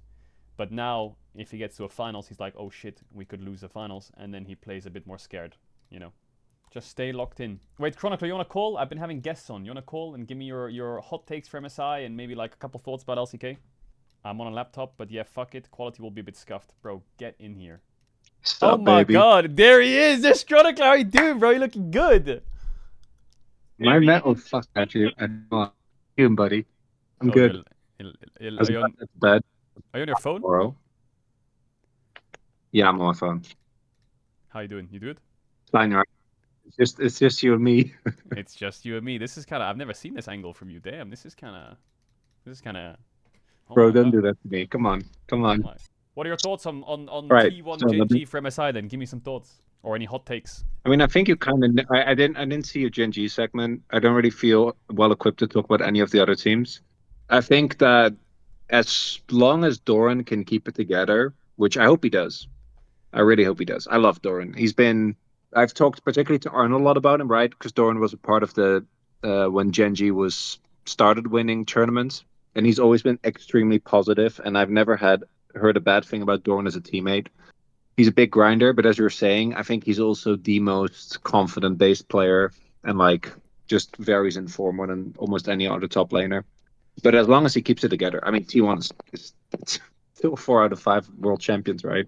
Yeah. And then I know GENG is too good. They're kind of boring. But I love my boy Duro, dude. Oh, and I don't know if you know this. There's something I'm going to talk about on there as well. But so Duro started on Sandbox and then went to GENG, and Kael had the opposite path where he started on GENG and then went to Sandbox, had his breakout year, and then obviously is now the number 1 seed of the LPL, which I think is cute. Do you think T1 has a chance to win the tournament? Yeah, of course. It's fucking T1. But I think if GENG keep playing the way that they have, I don't think T1 beats them. If this was Worlds, you know, if it's October, then it's a very different conversation. But MSI, I think that Chovy gaps Faker a little bit too hard, unfortunately. Because I think Zaka didn't really have a standout playoffs. I think it was kind of muted in general. He was, right? He was really good. And his champ pool was a bit of a... No, it was not that good. It was not that good. I mean, like Viper and Delight completely collapsing, I was really surprised by. Yeah. But I feel everything else that happened to Hanwha was, you know, Zeus always has those games or series, and it's Doran. I was just really surprised because Viper and Delight to me are 2 of the most consistent bot lane. Yeah. Bot laners that we have. So that was a bit surprising. But I think Chovy going to a tournament he's already won. I don't know, man. He might he's have a little it in the bag, scary. yeah. That's tough. I wish we saw an LCK finals. If we just saw an LCK finals, we'd get a glimpse of. Oh, Like, if bro. imagine we watched GENG T1 Don't and it get was like a started. 5-game series and GENG won. We'd all be like, Yeah. okay, they bled. You know, the narrative would be so much different. It would be like, you know, T1 made them bleed. Can they do it in an international? Yeah, I mean, But now it's well, like, I mean, we don't know. the best regular season game that we've probably had, if you discount like playoff games or like the Atlas losing his hair game, I think the best individual regular season game was the one that in their first best of, Yeah. right? Like Was it the Telia, Victor, Chovy ones. Yeah.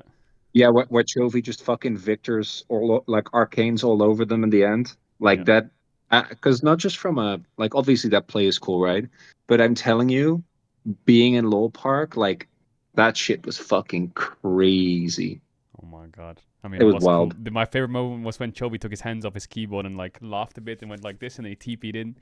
Oh my, he fucking knew he had that free kill and that free end. I'm really excited. I think that both the teams are really good. I think that the only thing I want to avoid at all costs is a Doran collapse because that would break my heart because I love that player. And obviously we talked a lot about him and Zeus, right? And I think that is a fun conversation that is really like that narrative just keeps on going because of Doran gapping him this playoffs. But Yeah. I just want him to stay good. Bro, you know I'm Yeah. already stocked up on Crocodile memes. I've already Bro, requested shit. It's I- gonna become the test. I was the Don't biggest you worry. Doran defender ever, and then he just did that Aatrox thing at Worlds and like choked, and then I just turned on him so hard. But No. you can ask my chat, bro. It's I happened- like went into that Worlds and I was like, Doran's gonna be so good. He's so fucking good. Everyone needs to believe in him. This is the year. Then he completely ended, and from that point onwards, I said, I'm never believing in Doran again. But now I'm believing in him again. So This happens to literally Azil had a tournament like this as well, right? This happens to because he is so good domestically, and what's more so, like there's good players, right? I think Keen is a really good example. I think Keen to me has been such an incredible top laner for so long, but there's a reason why people just gravitate to players like Doran, and I argue Xayah is it's just because they're just fucking funny. Like Yeah. Doran dying to like it's so Doran. I don't think there's a lot of other players that I could have had it happen to. It's amazing. It's so funny. it's a bit of personality. Yeah, I'm very excited. Good branding. I think our teams are good.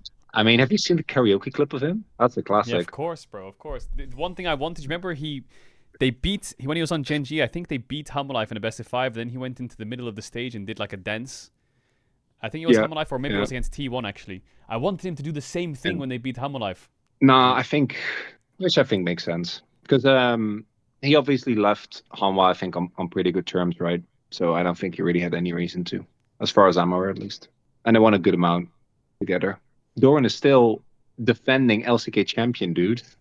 That's the funniest part. Oh yeah, because you guys He's the don't only really one on count. the team. It's LCK Cup and then there's no finals, so he is the defending champion. Yeah. So he's defending. Doran is defending LCK champion, and is the only one that made it to MSI. Damn. Wait, okay, so we're doing every one of the calls and we're doing a hot take for MSI. Do you have any hot take from any team or player or upset or surprise winner or choker or fall off or I know you don't want Doran to choke, but what is your hot take of something that could happen? Yeah, Doran doing well is my biggest wish. Yeah. My hot take is I think my boy Duro, salary man himself, is going to be the best support of the tournament, dude. He's going to pop off. Ooh, Duro best I support believe the in this tournament. man. Okay. Okay. Yeah. That's Mr. Salary Man, if he can go from being fine but not that good to as good as he is now, because I don't know if you know this, where I'm going to mention this as well, but he had interviews while he was still in Challengers, and he was like, I'm going to be the next carrier, bro. Fucking watch me. And he had a pretty slow start to the year. I don't know if it really is a hot take because it's GENG, right? So it's like it's kind of hot. It's kind of hot. I mean, his biggest competition is probably like Carrier, I guess. I mean, I think Kyle's good, but obviously I'm still biased towards Kyle. But I don't know, because my takes were about LCK teams, and like any take, like how can you have a hot take about an LCK team? They're two of the tournament favorites. True. It's kind of hard to have a really- hot take, I guess, as an LCK representative. It's like, are we going to win or are we going to almost win? Ooh. Ooh. Whereas in EU, it's like, are we going to lose or are we going to almost win and still lose, you know? I'm excited to see Koi though. I think they're fun. I enjoyed watching their playoffs. Yeah. I mean, the problem with EU is like, oh my god, EU took a game of T1 BLG, but they still lost. But there was hope, so we must be getting better, right? And that circle just continues every international. Oh my god, G2B top esports 3-0 at MSI. Surely we can do something at the world and lose. I mean, it's pick your poison, right? Because I talked to the NA reps, and like on one hand, they are beating you guys, but they're getting trounced way harder against the Eastern teams.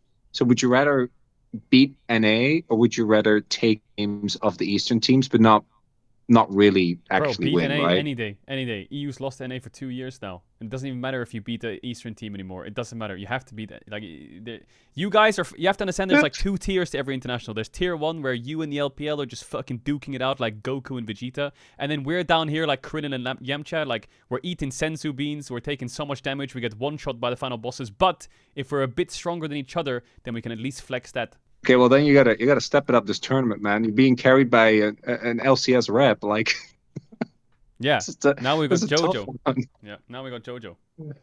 Which I don't even think is true. I think well, I mean, I think JoJo obviously played really well, but I like Elyoya a lot. I think he's good. Him against Inspired will be fun. I hope that matchup happens.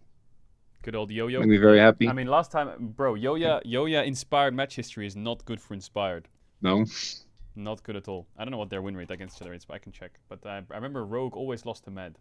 I mean, I'd sign up for that. I know that I saw some bracket projections. It looks pretty unlikely, but I also know that like no tournament ever actually goes. There's always something that ruins it in a good way, right? Yeah. Although MSI is not as good as Worlds, I think, for that, for like upsets. It's 10-9 in favor of Elyoya. Inspired 3-0'd him Right. at Basically even, right? 22 Worlds. Oh yeah, EG versus Mad. Oh my god. Okay, well. Yeah, thanks there's for a lot coming of curses. Yeah, dude. Happy to. Have a If good you, stream. Take if you care, wanna man. Chill out or call or get fucking food at MSI or whatever. I'm there. I mean, you know we will. I already got it. I mean, I If you don't know when, but You should gank the stream. it's happening. He was saying something. It's fine, chat. Caedrel can always interrupt me. No, I'm not. Right, I don't mean have to a good kick you one, off. man. I didn't know if you want to have more things to say. If you have anything to say, we can fucking. Yeah, no. Dude, as I said, I was about to go to bed. Okay. Wait, what time is it there? What the fuck? It's like 12:30. Oh, I see light behind you. I thought that was the sun. I guess it's not. But no. But I'm on mild gamer schedule because like LCK is usually done like I'm like 2-3 hours before this, so you know I'm not gonna go to bed immediately. So Yeah. have a good one, man. Fun talking to you. Bye. Take care. Bye-bye. Later. Yo, W Chronicler. All right, let's call Vedi. Actually, let me finish the tier list and then we can call Vedi, and then Vedi's gonna come in and be like. Also, we didn't talk about Carrier much, but big shout out to Carrier. Thank you, Chronicler. Big shout out to Carrier. Carrier is the clutch guy, okay? When anything's going wrong or everything's going wrong, all you have to do is look at Carrier and he will just do it, you know? That's the big thing for Carrier, in my opinion. He will just do it. He will just make the clutch. So yeah, a lot to look forward to this MSI. A lot of teams we've ran through. I like themes, and I like some small things that viewers can keep an eye out for. So I guess the themes for every team. GENG, is Canyon doing something really sneaky, and is Chovy up in CS and winning his lane? For AL, how many angles are they coming at a fight from, and how many times do they base, respawn, and fight again? For T1, how well does Doran do at this international? And T1 plot armor, are they really that good? Are they really going to make it happen? CFO, I mean, Hongq's 17 years old and is in his debut year, and people are telling me he's fucking good, so is he going to pop off? I don't know. How good is CFO versus the West, I guess, is the biggest thing. That's their theme. I'm going to move this around in a sec. This tier list is not done yet. FlyQuest, good early games into take, bad fight, and lose. Are they going to do it again in this tournament? I hope not. I hope they can learn to take the small wins. I hope they don't just walk in and just fucking fist fight for no reason when something's free and just die. I mean, jungle support is all you have to watch. Alvaro's engages and Yo-Ya's follow-ups. They're the slam dunks. Mirwin crazy picks. Will they work against Flandre and Doran and Keen? I don't know if they will work. I hope he steers a little bit clear from the 2 crazy picks. And maybe Jojo gets a crowd buff because he's in Canada. BLG.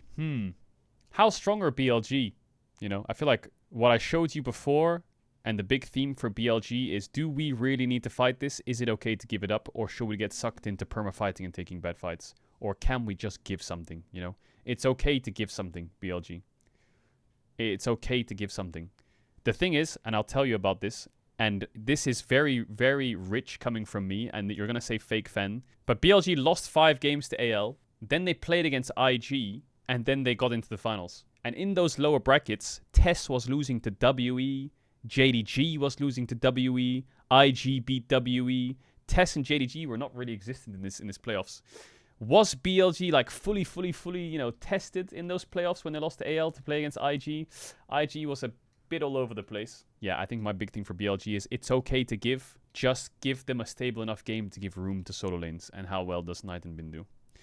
G2, again, good solo lanes. I feel like G2 and BLG are in the same pocket. How much leverage can Caps have on this team to pick those, like Apple said, playmaking mids and just get the job done for his team if they can't do it, you know? Like, if Lebrov and Skewmond are farming camps and they're, like, too afraid to make things happen or whatever, can Caps just say, you know what, fuck it, I'll do it myself? And does he need to do that? Because if he doesn't, that'll make it a lot easier. GAM, I think Molecule said, probably the weakest team in the tournament. GAM, robbery for being here in the first place. I mean, actually, you know what? I watched it, so you can watch it. I had to watch this, so you're watching it now. This is how GAM qualified. This is how GAM got to MSI, okay? The first thing, I'll just do it quickly because I found it fucking funny. Here it is. They get Infernal Soul. They're in a great position. Happy, great. Love it. The first Elder Dragon gets stolen by Psy on top. And they get the Elder. And even against Smolder, and with Infernal Soul they're losing, the first Elder Dragon gets stolen by Psy on top, which holds them in the game. The second Elder Dragon gets stolen by Tristana. And then they wipe them. Like, it's fucking crazy that GAM won so many... This is the story of some of their games. The story of some of their games is they just fucking... Some random crazy shit happens. And then they just win. And it's like scaling or if it's fucking robbing objectives. And Furia, I don't know much about. But I do know that Furia is rocking a full Brazilian lineup. Which must be rare. When was the last time Brazil had a full Brazilian lineup? I don't remember the last time they had that. They always have at least like 1 or 2 Koreans every now and then. I don't know if there was ever like maybe 2016 was that INTZ or what. But they have 5 Brazilian players, which is great. I didn't watch their final, so. But what it's like coming together for me is I'm scared AL won't play the way that they normally do. And they play a little bit afraid. I feel like FlyQuest is the best Western team. I feel like I'm discrediting BLG. As much as I'm like on the train of I think BLG is going to be really mid this tournament. I think putting them B tier is... It's not doing it justice. I feel like... I do think though... I mean, one of my hot takes was Koi would beat BLG. I think FlyQuest would beat BLG. I'm coming to this tournament. I feel like T1's going to show up big time. Doran's going to maintain his confidence and not choke. I feel like GENG's going to win the tournament. I feel like AL is still going to play really aggressive, but the LCK team style just completely shuts it down. I feel like FlyQuest, I've got a lot of hope in them that they will be like the Western team that does shit. And I think the European teams, I just don't see European teams beating Eastern teams in best of 5s. I just don't see it. I just don't see it. And if it happens, then I will fucking... You can slap my ass and call me Susan, and I will be so blessed. Will I be cheering for EU teams till the day I die? Yes. Do I have Euphoria t-shirts ready? Yes. Do I have the Koi and G2 jerseys ready to support them till the day I die? Yes. Will I be completely biased on the co-stream to EU against every team? Yes. Will they beat BLG, T1, AL, and GENG in a best of 5? Probably not. My hot take at the start of this tier list was I think CFO is going to be like the 5th best team, the 4th best team in the tournament. Yeah, I feel like maybe I shouldn't do that. I feel like I did this. I don't know why I have this tendency. I did the same thing with PSG last year at Worlds where I said I think PSG is going to make top 8 or some shit. Maybe I should just stop doing that crazy fucking take that one of the APAC teams is just going to show up and stomp everyone. But I also feel like I'm not doing them justice if I put them like bottom of B tier. I feel like that's just stupid. CFO was like owning it firsthand. They really showed some big numbers. So I guess my hot take for MSI, with all things considered, is EU is going to struggle and BLG will lose to FlyQuest. That's probably my hot take. I guess this is my tier list. Pretty sorted. If you want my like super hot take tier list, then my super hot take tier list is Koi is better than BLG and CFO is 4th place. That's my super hot take. But I feel like if I do this super hot take, it's going to age like milk. It's just going to end up like shit. But my super hot take is BLG is going to fucking fumble the bag so hard. And CFO is just randomly going to be top 4. I think I did the same tier list for Worlds last year. I remember I did a Worlds tier list. Maybe this is my new thing. Where I gave like the tier list that probably is the most likely. And then I did I did like 2 hours of analysis. This is going to happen. This is going to happen. These teams are going to do this, and then this is going to happen. And then I said, you know what? Fuck it. This is what's probably actually going to happen. And I just changed the whole fucking tier list. Like, Weibo just randomly makes top 4. Hammerlife makes top 8 and gets knocked out. FLYQUEST will make it at top 4. FLYQUEST is going to somehow upset and make it out at fucking Swiss stage and be top 8 for no reason. DK is probably going to get eliminated first. If I just change DK and Tess, it was nailed. And I said T1's randomly going to make it, you know. And obviously before that, my top 8 was completely different. Anyway, let's call VEDIUS. I feel like shit doesn't happen the way it should or the way you think it will. All right, here we go. All right, mate. How are you? I'm good. I just sank in my chair a bit. That's cool. I see that you've cooked up another tier list. Oh, yeah, I've been cooking my tier list, yeah. Yeah. How was all the prep? Was it time consuming? Well, I think I could have prepped a lot more. It was on the spot, but yeah. Yeah. I think not bad. I think there's arguments for lots of different things. Yeah. Is it? I mean, there are some arguments. Yeah. No, yeah. You got a couple ready or? Well, I mean, you know, I think we need to go back to what your chatter said earlier. Yeah. Which he's right. Vedi knows absolutely fucking nothing. Okay. So we need to do what Vedi likes to call some results-based analysis, because honestly, it's the best type of analysis. Are we not right? So if everyone wants to get their pick'ems out right now, you've got Vedi's expert opinion on how to lock in and guarantee a good pick'ems, you know, setup. Okay. So let's start with some classic 2022 history. Okay. The finals. RNG versus T1. Who was top 4 back then? EU and NA. Everyone remembers RNG T1. They beat T1 in Korea while RNG were playing, well, basically like you are at home on their Wi-Fi, right? That was a glorious 5-game series per region, though. That's why you would have made. Yeah, it was. Yeah, the good old days back when we were consistently top 4. You know what I mean? Yeah, top 4 out of 4, right? Baby. Woo! Yeah, good. Yeah, good. Yeah, that's us. Top 4 out of 4. Woo! Yeah. Anyway, so back then T1 didn't win, right? 2023, okay? We find ourselves in a situation where T1 once again don't win. They find themselves in 3rd place with JDG and BLG actually in the top 2 back in 2023. Now, it was at this fabled 2023 that Mad Lions, who was our 1st seed, did in fact provide us with one of the greatest memes of all time. Yep, 1647.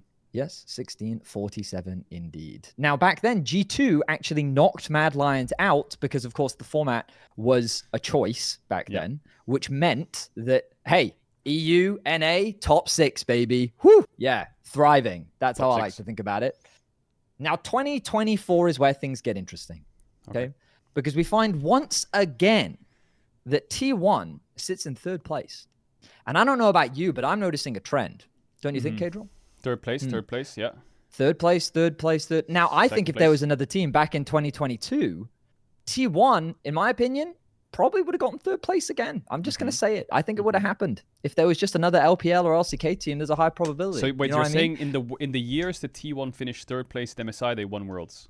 Okay. But they finished 2nd at MSI in 22, so they got 2nd at Worlds. Listen, I'm not one to speculate. The results are the results. And what do? We form opinions based on those results. Okay. So first of all, we need to make a 3rd place category, and you need to put T1 in it. Okay? That's what needs to happen. It doesn't matter where. There just needs to be a category says 3rd place, T1. Okay? So that's everyone's pick'ems locked in for there. Now let's figure out top 2, because this one's a little tricky, don't you think? Because when we look at it, RNG won in 2022. Back in 2020, Dom won. 2019, G2 won. Like, where's the consistency? 2023 had an LPL team. 2024 had an LCK team.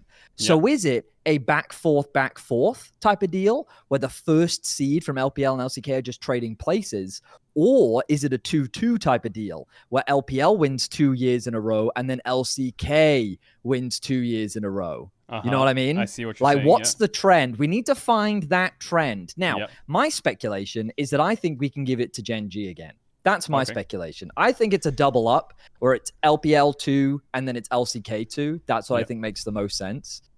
So I think that we can comfortably put Gen G in S tier, as you've correctly summarized. Perfect. Now, we're good.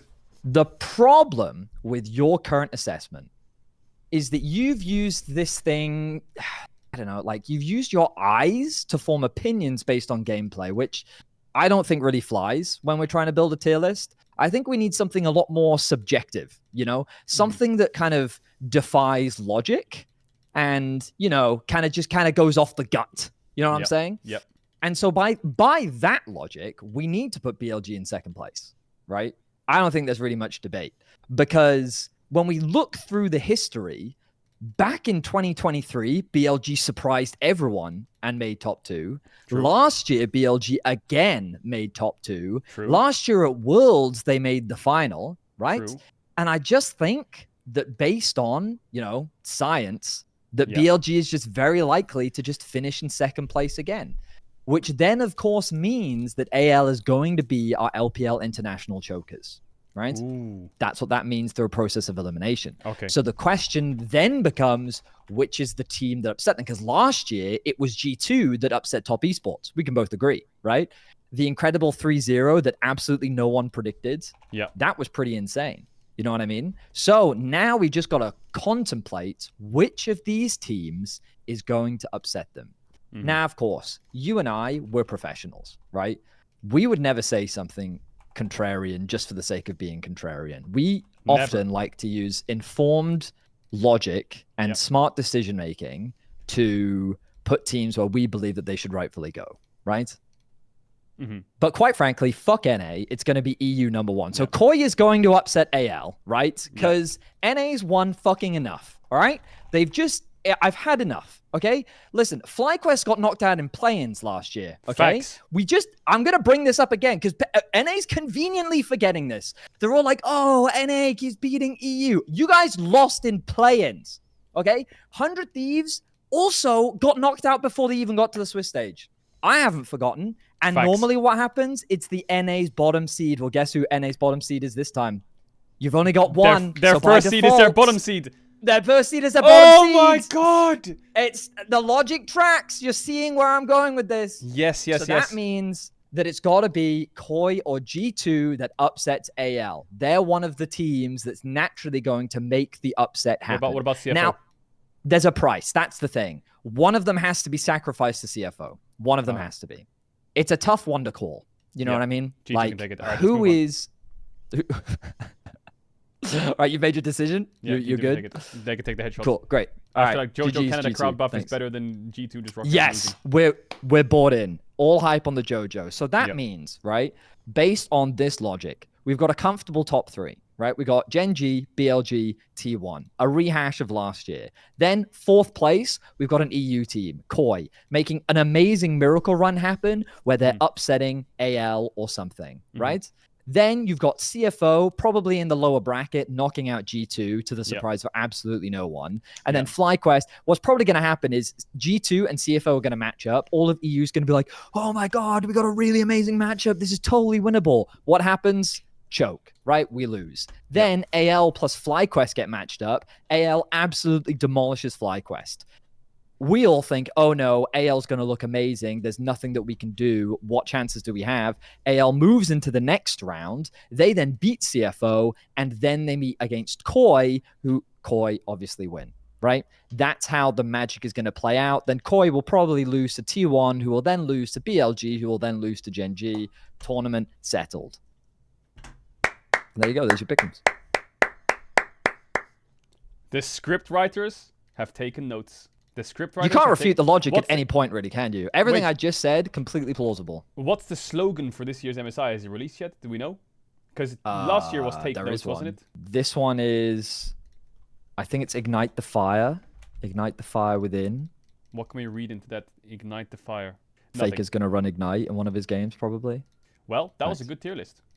Yeah, that was good. So we've got first place GENG, top 3 BLG T1, B tier will be Koi and CFO, 07 G2, fuck NA, Chokers, AL, IDK. You didn't say anything about Fury or Gem, but I guess. I mean, I don't think they're making out of play-ins because, exactly. For that to happen, then they, for the whole script to take place, they've got to lose in play-ins. Okay, what do we do, Vedi, if G2 gets knocked out in play-ins by Gem? I just need it's like a doomsday, like fucking pivot branding excuse, like reasoning as to cope. If that happens, what do we do? Do the script writers have like a fallback to like? I feel like you don't pay me enough for that. I don't feel like you pay me enough for that, so I'm not gonna. I'm gonna decline to answer. Yeah, I'm gonna decline. I'm gonna decline to answer that question. We're absolutely cooked. Just say it. I refuse to comment.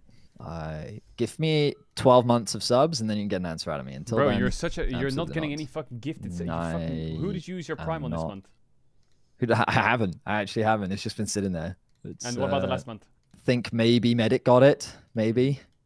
Don't remember if I think he was streaming with Broxer a bunch, so I gave it to him. I think. And then the month before that, I think I gave it to Hysterics. You know. Would you ever give it to this channel? I feel like we've had this conversation multiple times. Why would I give a billionaire my free prime sub? You know what I mean? I don't.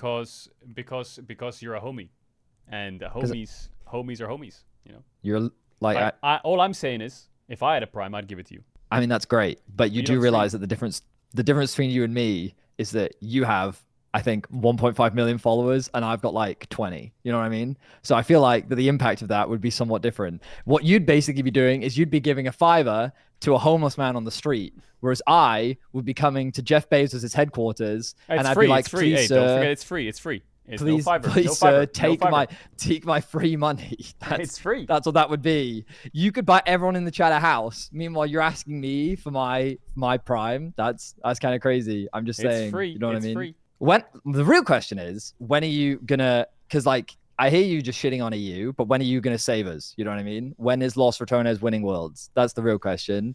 We need that 10 milli. You need to buy a spot, and then you need to save EU. Isn't that the plan? Isn't that what you're gonna do? You know what I'm saying? Yeah. Save EU. Yeah. They're really helping me save right now. Oof. Lots of doors are open for that. Lots of people want to be saved. Kapachungas Deluxe.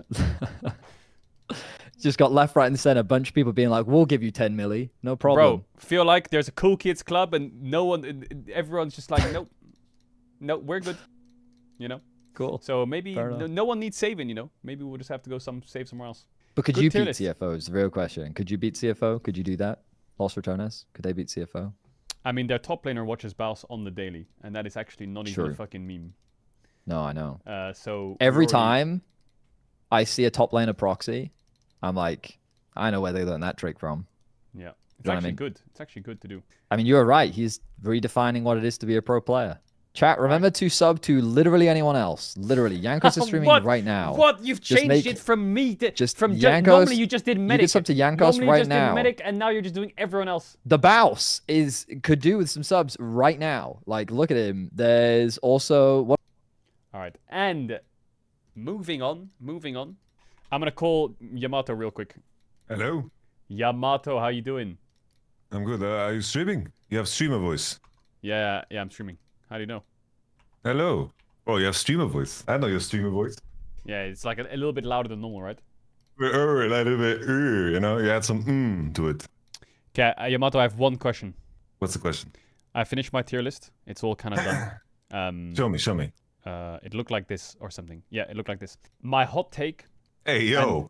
And the tier list I want to do is I want to do this. Whoa. I want to do this. Ready? Okay. Am I completely fraudulent for doing that? Ooh. Bro. Did you even watch? Wait. Bro, you're moving it all the time. Which one is it? Moving what? I opened your stream right now. All right. Is this the freeze frame we're talking about? No, this freeze frame is the delusional hot take. I don't want to just do a normal tier list. And this is normal tier list. Oops, wait. There we go. Maybe I should share a screen. Is that easier? My main point here and my question to you is, I'm so confused. My main question to you is, am I doubting BLG too much? Like, am I crazy for saying BLG is probably gonna be? I would say FlyQuest could beat BLG in a best of 5. Bro, I think you're delusional about FlyQuest, man. Bro, FlyQuest is not that good, dude. I believe FlyQuest is not the same as last year, dude. Bro, did you watch how Busio's playing? Did you know how Bwimp was playing? I bought Bwimp. I believe in it. It's very easy. It's very easy to just do this, you know. I feel like that is easy because it's correct. Yeah, but it's just boring. I feel like FlyQuest could beat BLG in a best of 5, and I feel like Flying Oyster is probably better than Europe. Honestly, I watched. Let me preface this by saying I watched 3 best of 5s of the Oysters playing, and I think they can lose to Koi. Yeah, I think it could be competitive. I mean, the KC series was close as well, wasn't it? But I also think that they were probably like the least affected by the fly-in. Because the first time, you know, the logistics, people were flying in, people were playing like they were drunk.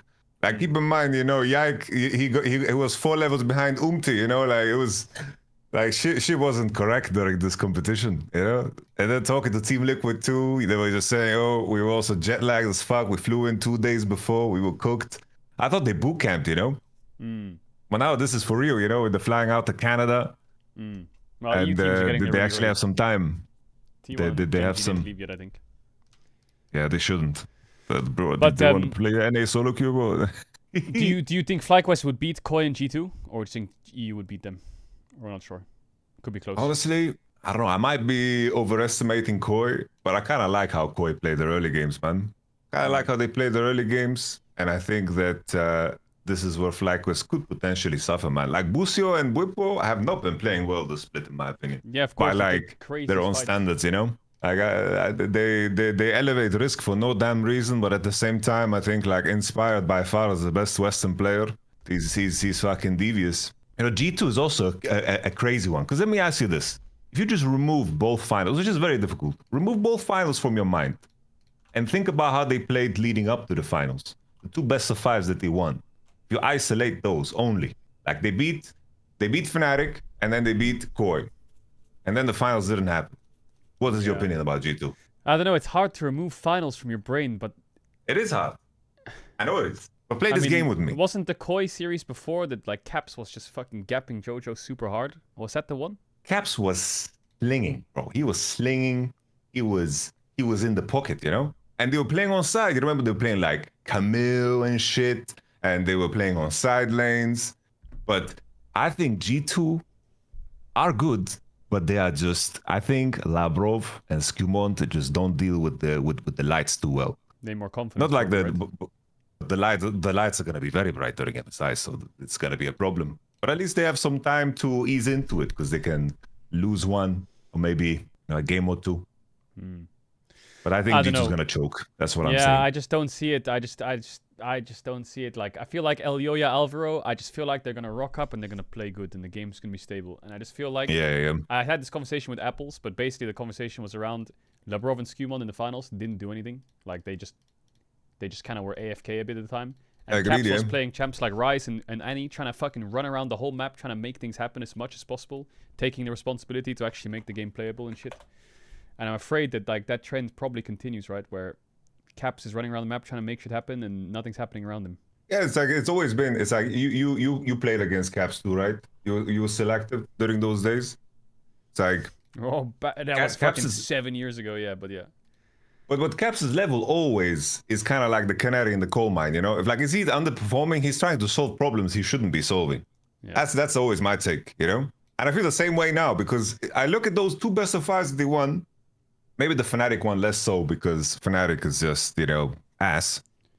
Because they kind of threw a lot of those games and positions they were in, and G2 just kind of caught it. And I'm looking at that first Koi series. They played side lane good. Caps was enabled. He had that like looseness about him again because his support and jungle were actually like playing the game. But I agree. Like if you just look at the finals, Skumon and Labrov, like if it's only looking at the finals, these guys shouldn't have a job. That's how harsh those finals look like, you know. Jesus. Okay, and then back to my other point. AL, cool, great, fucking love them. They're fantastic. However, small chance they could choke, I think, but I hope they don't. And they still play crazy. I didn't do my list yet, so I'm gonna spoil a bit, but I also have T1 above AL. Yeah, I think it's just so hard to imagine T1 actually like losing a best of 5. I think like historically, the big thing about MSI with LPL, why they do better in my mind, is because there's so many teams that can be good, but they also can be shit at the same time. But there's like certain meta pockets where they play good in. So if the world's meta is very different from playoffs, which is usually the case, then there's gonna be an LPL team or 2 that just plays like ass. But with MSI, it isn't the case. Like the changes now, I don't know. I don't think it's gonna be that big of a deal. Yeah, it's like so maybe AO just or something a bit on terms of changes. And then BLG, are you a BLG believer? I think Billy would cook Fly any day of the week, bro. Really? I don't, bro. I think by sheer virtue of how much better like some of these players are individually, I think It's like I'm looking at solo lanes. Even though I hate it when Bin plays Rumble and Ambessa, you know, this is when he looks like ass. He looks average, you know. I disagree, man. I disagree. I think FlyQuest would do well against them. Maybe I'm delusional, but like Knights getting solo killed, Bin's lane's weaker. They're taking fights that they have no business taking. Like game 5, they're playing Tristana Melio against fucking something Brown. I can't remember what it was, and they're like basing on Melio, Knight TP spot with Akali or whatever, and then they fight the second dragon, which they didn't even need to contest, on a slingshot Tristana with Melio, and they just rock up and lose the game. And there's a Herald to their on where like Bin's playing Jace in the finals, and Bin's monster fed and could just push sides, but instead all he does is just rock up to the fight, stand there for 2 minutes straight, and get engaged on by Ornn, Wukong, Annie. I feel like their decision making around fights is just fucking shit. Like I'll show you. Maybe you remember. I don't know. You. No. I'm in agreement about this. Like you definitely get away with more of this in LPL because a lot of the other teams are the same, right? Yeah, like here, look at this. This is disgusting. Like, to me, this is disgusting. To me, I see my Melios like low on mana pressing B. My Tristana has a scout slingshot. But Knight, I think in comms, is TPing bot here with Protobot saying, "Fight the fucking Drake!" Or the Sejuani is like crossing, being like, "We need to contest Drake!" And they're just like running into this fight head first. And then they're playing Melio Tristana and then they just lose. They lose the fight and the game's just lost after they take this fight, you know? And maybe they could have played better. But like their win condition is just gone now. Like what the fuck are they doing? You know? No, I don't disagree. I think the main thing is like you need to be good enough to get through the door because like Billy played like this entire split and they have won fights they shouldn't win. They have won games they shouldn't win by just choosing to fight actively, but you still need to be able to, you know, take a punch. Yeah. And I don't know if there's a lot of teams that qualify. Like, I agree fully that they play stupidly. And like in comparison to AL, that series, like they can set the pacing. It's like, oh, we can skip this Drake. We're going to trade for this objective. We're going to align our goal. There's like, you can see a clear red line while Billy is just barbarians. But I do think that they get away with this against many teams. Many teams. But I think I can see the angle because FlyQuest is... To some degree, I think that they can find, they can find a good read of how a series should be drafted around. I think that's like their biggest strength, where they can like isolate. We make sure that the matchups top are going to be softer. We're going to look for swap games, get out the early game, and for sure they can play that strategically. Well, there's an inconsistency to FlyQuest right now that I feel like would give Billy too many opportunities. That's where I'm at. But I wouldn't rate the FlyQuest this high. Like I would be conflicted about the Koi CFO FlyQuest pile pretty much. Yeah. Bro, I don't know. I watched Mizzou. Oh, you watched the LTA South? Are they good? Holy bro, I like they have some like the jungler of Furia, bro. Tattoo. Oh, he's fucking good by the way. Really good. Sadly, this is the most stacked jungle tournament of all time, so maybe it doesn't matter, you know, because every jungler. This is probably the best jungle tournament of all time, no? Like, I mean, Tarzan, Canyon, Owner, Inspired. El Yo-Yo. Yeah. Chunjia. It's all the homies, man. It's all the homies. Okay, I don't know anything about the Furia, so hopefully they're good. But I'm guessing they'll probably lose in play-ins. If they do anything other than that, then that's insane. Let's see what G2 gives them. They're gonna give them gifts. Brother, thank you for chilling. I hope you're doing well. Hope your tier list goes well. And sending my love. Yeah. All right, to the YouTube frogs, to the Twitch frogs. I don't know how long that was. Hopefully it wasn't too long. The MSI tier list, yep. There's a few things I'm really unsure on, but I'm going to keep it like this because I feel like it's unfair otherwise. A lot of my hot takes revolve around FlyQuest. I think it's very easy to just say that, you know, FlyQuest is better than Koi and this is what it looked like. I have a bit of faith and a hot take that FlyQuest will do well.